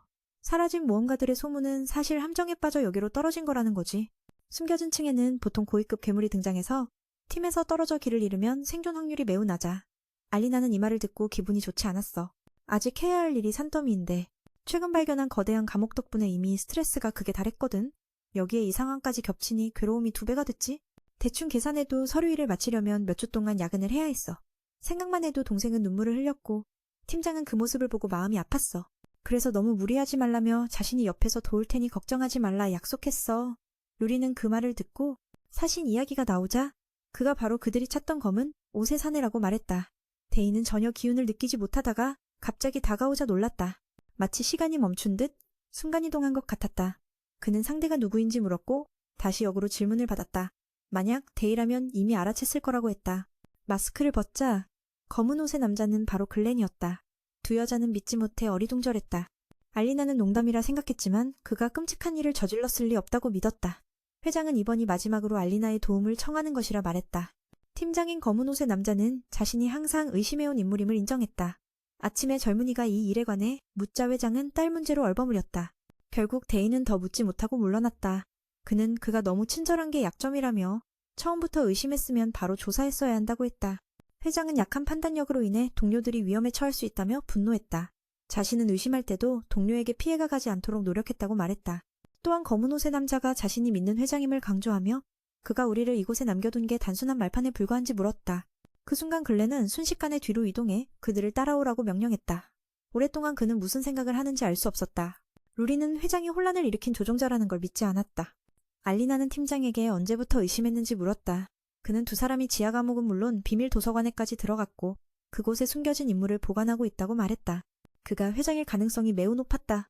앞에 함정이 있을 수도 있지만 이미 여기까지 왔으니 선택의 여지가 없었다. 계속해서 글렌이 왜 이렇게 변했는지 원인을 찾아야 했다. 여러 해 전 린이 스승에게 데려왔을 때 그가 첫 제자에게 아이의 아버지가 되어달라고 부탁했다는 기억이 떠올랐다. 처음에 글렌은 동의하지 않았다. 고아라면 입양소에 보내는 게 낫다고 생각했기 때문이다. 그 노인은 그를 칭찬했다. 동료도 버리는 사람이니 글렌은 인간미가 없다고 했다. 그는 아이의 아버지가 되어야 할 의무가 없다고 말했다. 스승은 이 일이 수련을 위한 것이라 설명했다. 점점 복잡해지자 스승은 덧붙였다. 가족이 생기면 사랑을 주고받으며 더 강해질 수 있다고. 가족이란 단순한 존재가 아니라 마음을 열어 서로 치유하는 힘이라는 의미였다. 이 이야기가 그들의 운명을 어떻게 바꿀지 아직 끝나지 않은 진실이 그들을 기다리고 있었다. 알리나와 동료들은 어둠 속에서 빛을 찾아 나서며 자신들의 믿음과 용기를 시험받게 될 것이었다. 이처럼 이 이야기는 단순한 모험이 아니라 인간 내면의 갈등과 성장, 그리고 사랑과 희생을 담은 서사시였다. 여러분도 만약 이 주인공이 입장이 된다면 용서할 것인가 복수할 것인가 선택해야 할 순간이 올 것이다. 그리고 그 선택이 여러분의 영혼을 비추는 거울이 되리라 믿는다. 누군가 항상 나를 기다려준다면 그 힘은 더 강해질 거야. 글렌은 계속 거절했지만 이번에는 허약한 소녀가 먼저 다가와 손을 잡았다. 배는 고파서 신음하고 있었다. 이것이 불시의 아버지가 된 회장이 처음으로 떠올리는 기억들이다. 그때 네 명이 문을 밀고 들어왔고 이곳이 바로 옛날에 패배했던 검은 끈의 두목방임을 알게 된다. 회장은 이곳을 이전 세대 은검사들의 안식처라 불렀다. 그때 단 한 번의 공격만 더 있으면 괴물을 쓰러뜨릴 수 있었다. 하지만 그 자신이 결말을 맞이하지 못해 딸과 두 동료가 목숨을 잃었고 모두 먼지가 되어 사라졌다. 오직 그만이 운 좋게 피해를 입지 않았다. 그리고 그는 사람을 되살리는 방법을 알게 되어 이곳을 협회의 본부로 삼아 지하를 숨겼으며 이곳의 상태를 그날 이후로 그대로 유지했다. 시간이 거꾸로 흐를수록 변하지 않는 공간일수록 힘을 덜 쓰기 때문이다. 그래서 이곳은 그가 시간을 더 오래 되돌릴 수 있게 해준다. 뒤에는 그가 이 방에서 시간을 돌려도 결국 지켜보기만 할 뿐 변화를 만들 수 없다고 생각했다. 하지만 그는 과거를 바꾸기 위해 법칙을 비틀 줄 안다며 그 열쇠가 바로 마신의 심장이라 말했다. 회장이 된 것도 바로 그 심장을 모으기 위해서였다. 숨겨진 임무에서 마신을 찾기에 이보다 적합한 자리는 없었다. 하지만 10년 넘게 위험한 모험가 중에 그 강력한 힘을 이길 자는 없었다. 그러다 사신이 나타나자 그는 신께 감사했다. 그 힘으로 마신을 물리칠 수 있으리라 믿었기 때문이다. 처음부터 이 늙은이는 그녀가 나서도록 계산했다. 이전 두 명은 모두 자신의 목적을 이루기 위한 도구였다. 글렌은 알리나의 유일한 실수는 접수 담당이었던 점이라 생각하며 그래서 제이를 마신과 싸우게 밀어넣었다. 그는 그 착한 여자가 세 사람을 버리지 않을 거라 믿었다. 이 말을 듣고 제이는 억울한 마음에 회장에게 알리나가 어떤 심정으로 싸웠는지 물었다. 그녀는 소중한 사람을 다시는 잃지 않기 위해 싸웠다. 그런데 그는 그 아픔을 이용했다. 그래서 팀장에게 분노를 내어주라고 말하라고 막았다. 제이는 이 모든 일이 회장의 계획이었다는 말에 슬픈 표정을 지으며 맞아. 그러니까 제발 이런 골치 아픈 일은 그만 좀 해달라고 라고 말했다. 그는 딸을 잃고 절망한 자신에게 계속 살아갈 이유를 준 사람이 있다고 했다. 그 사람이 사람을 되살리는 법을 가르쳤고 과거를 되돌릴 수 있다는 희망이 그를 지금까지 살게 만들었다고. 그리고 이 순간 마신의 심장을 얻어 딸의 죽음을 받아들일 수 없게 되었다고 말했다. 검은 옷 남자의 최종 목적은 마신의 심장으로 린을 되살리는 것이다. 듀엔이 물었다. 심장이 있다고 뭘 할 수 있냐고? 그것은 고대인이 만든 단지 심장일 뿐이라며. 하지만 로에는 은검팀장이 크게 오해한 거라고 말했다. 심장은 진짜 심장으로 볼 수 있지만 진정한 가치는 그것을 사람 몸에 이식해 마신으로 만드는 데 있다. 지금 그가 그런 상태다. 그들이 싸워온 이들은 모두 인간성을 버리고 힘을 택했다. 심장이 그의 손에 이식되자 모두 충격에 빠졌다. 그는 영혼을 바쳐 힘을 얻었고 이 무덤 앞에서 맹세했다. 다음 돌아왔을 때는 반드시 목표를 완수하리라. 그래서 지금이야말로 죽은 딸을 재생시키려는 순간이다. 알리나는 어떻게 그럴 수 있냐고 믿지 못했지만 회장은 자신이 딸에게 하지 못한 말이 있다고 했다. 자존심 때문에 그동안 말하지 못했던 것들. 함께 있을 때 리는 언제나 아버지의 정신적 버팀목이었다. 글렌은 이번 여정을 심각하게 경고했다. 이곳은 지금껏 없던 거대한 감옥이라며 만약 2주 안에 돌아오지 못하면 서랍 속 돈으로 당분간 살아가라고 말했다. 리는 아버지가 늘 그렇게 말할 때마다 돌아오기만 하면 자신은 행복하다고 했다. 글렌은 냉정하게 떠나는 동안에도 꾸준히 연습해 강해져서 독립해야 한다고 당부했다. 리는 순응하며 언젠가 은검팀에 들어가 아버지를 부양하겠다고 다짐했다. 그가 은검에 들어가는 것이 얼마나 어려운지 알고 있지만 쉬는 날에도 그는 무조건 훈련에 몰두했다. 리는 힘든 만큼 멋지다고 생각했다. 그리고 모험가 직업이 언제 죽을지 모르는 위험한 길이라 미리 사랑한다는 말을 했다. 혹시 나중에 무슨 일이 생겨도 후회하지 않도록. 소녀는 아버지가 자신을 사랑하는지 물었다. 글렌은 린이 자신을 미워해야 한다고 생각했다. 스승의 강요로 억지로 키웠고 언제 지쳐 떠날지 궁금했다. 린은 어릴 때부터 세상을 알았고 진짜 무서운 게 뭔지 안다며 아버지와 달리 항상 냉정하지만 결국 자신을 받아들인 게 행복하다고 말했다. 피가 섞이지 않았어도 그 말은 이 늙은이에게 깊은 후회를 남겼다. 딸에게 더 많은 사랑을 표현하지 못한 자신을. 그래서 회장은 알리나에게 마지막 부탁을 했다. 심장을 활성화시키기 위해 영혼을 악마에게 팔고 의지가 삼켜질 때까지. 그때 사신이 자신을 죽여달라고. 말을 마치자마자 그는 주문을 걸어 마신으로 변신하기 시작했다. 팔이 힘에 의해 일그러지고 고통에 굴하지 않고 바로 시간을 되돌렸다. 그 후 알리나는 젊은 시절에 글렌이 딸을 안고 고통에 울부짖는 모습을 보았다. 그러다 누군가가 다가와 슬픔을 지울 방법이 있다고 말했다. 현재로 돌아온 회장은 거의 통제력을 잃었다. 딸이 살아있던 시절로 시간을 돌릴 수 없었다. 그래서 다시 시도했지만 이번에는 알리나가 공격했다. 안타깝게도 회장은 피했고 그들은 그의 고통을 이해하지 못한다고 생각했다. 어떠한 일이 있어도 딸을 죽음에서 되돌려야 했다. 두 번째 활성화 후 그는 불에 탄 딸의 시체만 얻었다. 모든 것을 해봤지만 결국 여기까지였다. 자신이 린을 모험가로 키운 걸 자책했다. 잃고 나서야 자신이 어리석었음을 깨달았다. 이때 그의 의지가 삼켜지고 심장이 몸을 완전히 변이시켜 마신으로 탄생했다. 이는 큰 전투의 시작을 알렸다. 글렌은 알리나를 공격했지만 그녀가 반응하자 목표를 바꾸어 오래된 연인인 루리를 보호하려 했다. 루리는 공격을 막았지만 그 자리에서 기절해 전투 불능 상태가 됐다. 알리나도 마찬가지로 무자비하게 쓰러졌다. 다행히도 그는 아직 완전히 새로운 몸에 적응하지 못했다. 그렇지 않았다면 두 사람은 한 방에 사망했을 것이다. 뒤에는 맨에게 침착하라고 하며 괜찮다고 말했다. 그저 기절했을 뿐이라고. 지금 상황에서 다음 목표는 확실히 그 사람일 것이다. 그래서 은검팀장은 자신이 피해를 받아 사신이 찾도록 하려 한다. 틈을 노려 공격한다. 회장의 기억이 아직 남아있었기에 두 사람을 바로 처치하지 않은 것이다. 이것은 마신의 핵심을 파괴하면 글렌을 구할 수 있다는 의미다.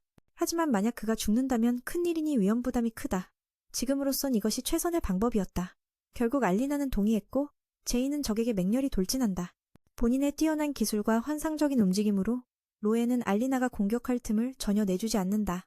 순식간에 은검대장은 쓰러졌다. 다음 목표는 단도살인자.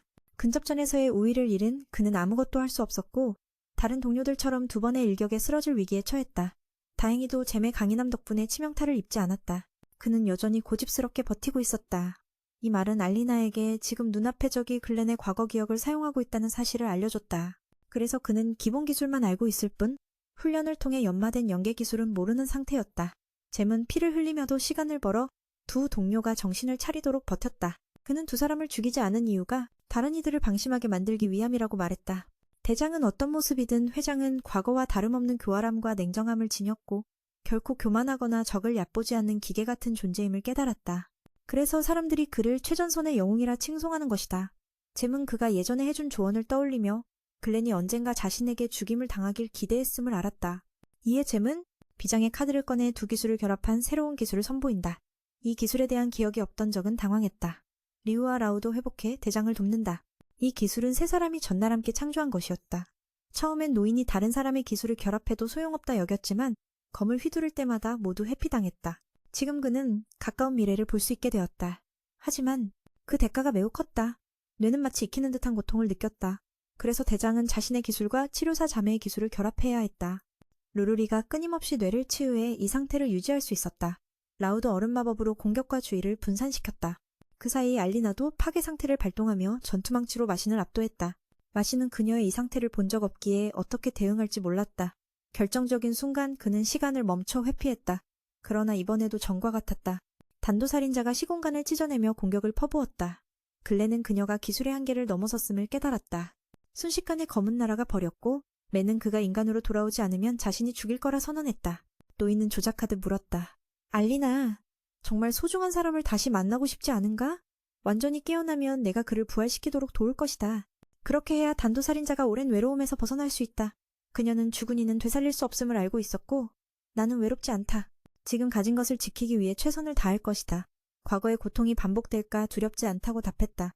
알리나는 상대에게 물었다. 늘 부활을 원하면서도 함께했던 소중한 기억들을 간과하는 생각을 하는지. 그 기억들은 남은 자가 계속 살아가게 하는 힘이기 때문이다. 그 기억은 오래도록 이어졌다. 그녀 역시 과거의 추억을 붙잡아 매일을 기쁨 속에서 깨어나려 애썼다. 아무리 야근이 힘들어도 결국 견뎌냈다. 입양딸 덕분에 그가 오늘의 자신이 될 수 있었던 것 아닌가? 그런데 그가 사악한 길에 빠지다니 분명 마음이 아팠을 것이다. 이 말을 듣고 글렌은 서서히 깨달음을 얻기 시작했다. 알리나는 말을 이었다. 누군가를 되살리기 전에 그 사람과 함께한 추억을 소중히 하세요. 말이 끝나자마자 사형집행이는 200%의 힘으로 결정타를 날렸다. 이유는 이 외로운 노인이 야근을 그만두겠다고 약속했지만 아직 지키지 않았기 때문이다. 반응할 틈도 없었고 마신의 힘에 잠식된 오른팔은 잘려나갔다.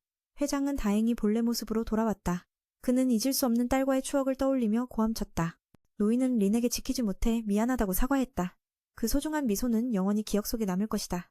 자신을 좀 더 솔직하게 표현하지 못한 것을 자책하며 자신도 그녀를 깊이 사랑했다고 고백했다. 며칠 후 모든 것은 정상으로 돌아왔고 알리나는 따분한 교육이 끝난 뒤 접수원으로 다시 일하기 시작했다. 요즘 그녀는 매일 야근하며 산더미 같은 서류를 처리하느라 지쳐 있었다. 리라는 너무 피곤해 잠이 들었고 결국 불려나왔다. 계속 이러면 끝나기 어려울 거란 경고가 나왔다. 제이는 바쁘다며 인사를 받지 못했지만 중요한 일이니 알리나를 초대했다. 글렌이 깨어났기 때문이다. 모두가 회복된 것을 기뻐했다. 전반적으로 사형집행인이 이렇게 야근하는 걸 보니 건강해진 게 확실했다. 라우는 몇 개의 뼈가 부러져 가장 심했지만 리의 치료에도 완쾌되지 않아 좀 더 휴식이 필요했다. 대는 맞아도 익숙해져 괜찮았다. 알리나는 이상한 기술을 다시 쓰지 말라고 경고했다. 두 사람은 오랜 연습 끝에 성공한 것이라며 반박했다. 비서도 다가와 은검팀과 알리나에게 감사 인사를 전했다. 그들 덕분에 회장이 살아남았다. 하지만 그는 여전히 모두가 자신을 끝내지 않은 것을 탓했다. 대는 노인이 아직 미련이 남았냐고 물었고 당연하다고 답했다. 그러나 깨달음 후에는 좀 나아졌다. 다행히 마신의 핵이 몸과 융합하지 않아 구할 수 있었다. 기술은 모두 사라졌고 그는 회장 자리를 이용해 무고한 일을 위험에 빠뜨렸다. 죽음은 자신의 죄를 속죄하기 위한 것이었다. 알리나는 그에게 약해지지 말라며 잔소리를 이어갔다. 글렌이 자신의 생명을 걸고 한 중요한 약속을 지키라고 쉽사리 죽어서는 안 된다고 강조했다. 그는 지금까지 살아남았으니 약속을 완수해야 했다.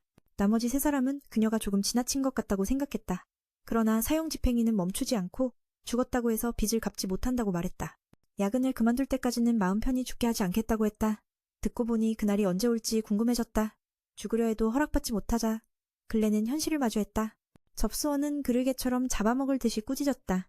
은검교체 담당이 노인이 아프다며 막으려 했지만 그녀는 살벌한 눈빛으로 위협하며 다음 인사 이동에서 무엇을 할지 알고 있냐고 물었다.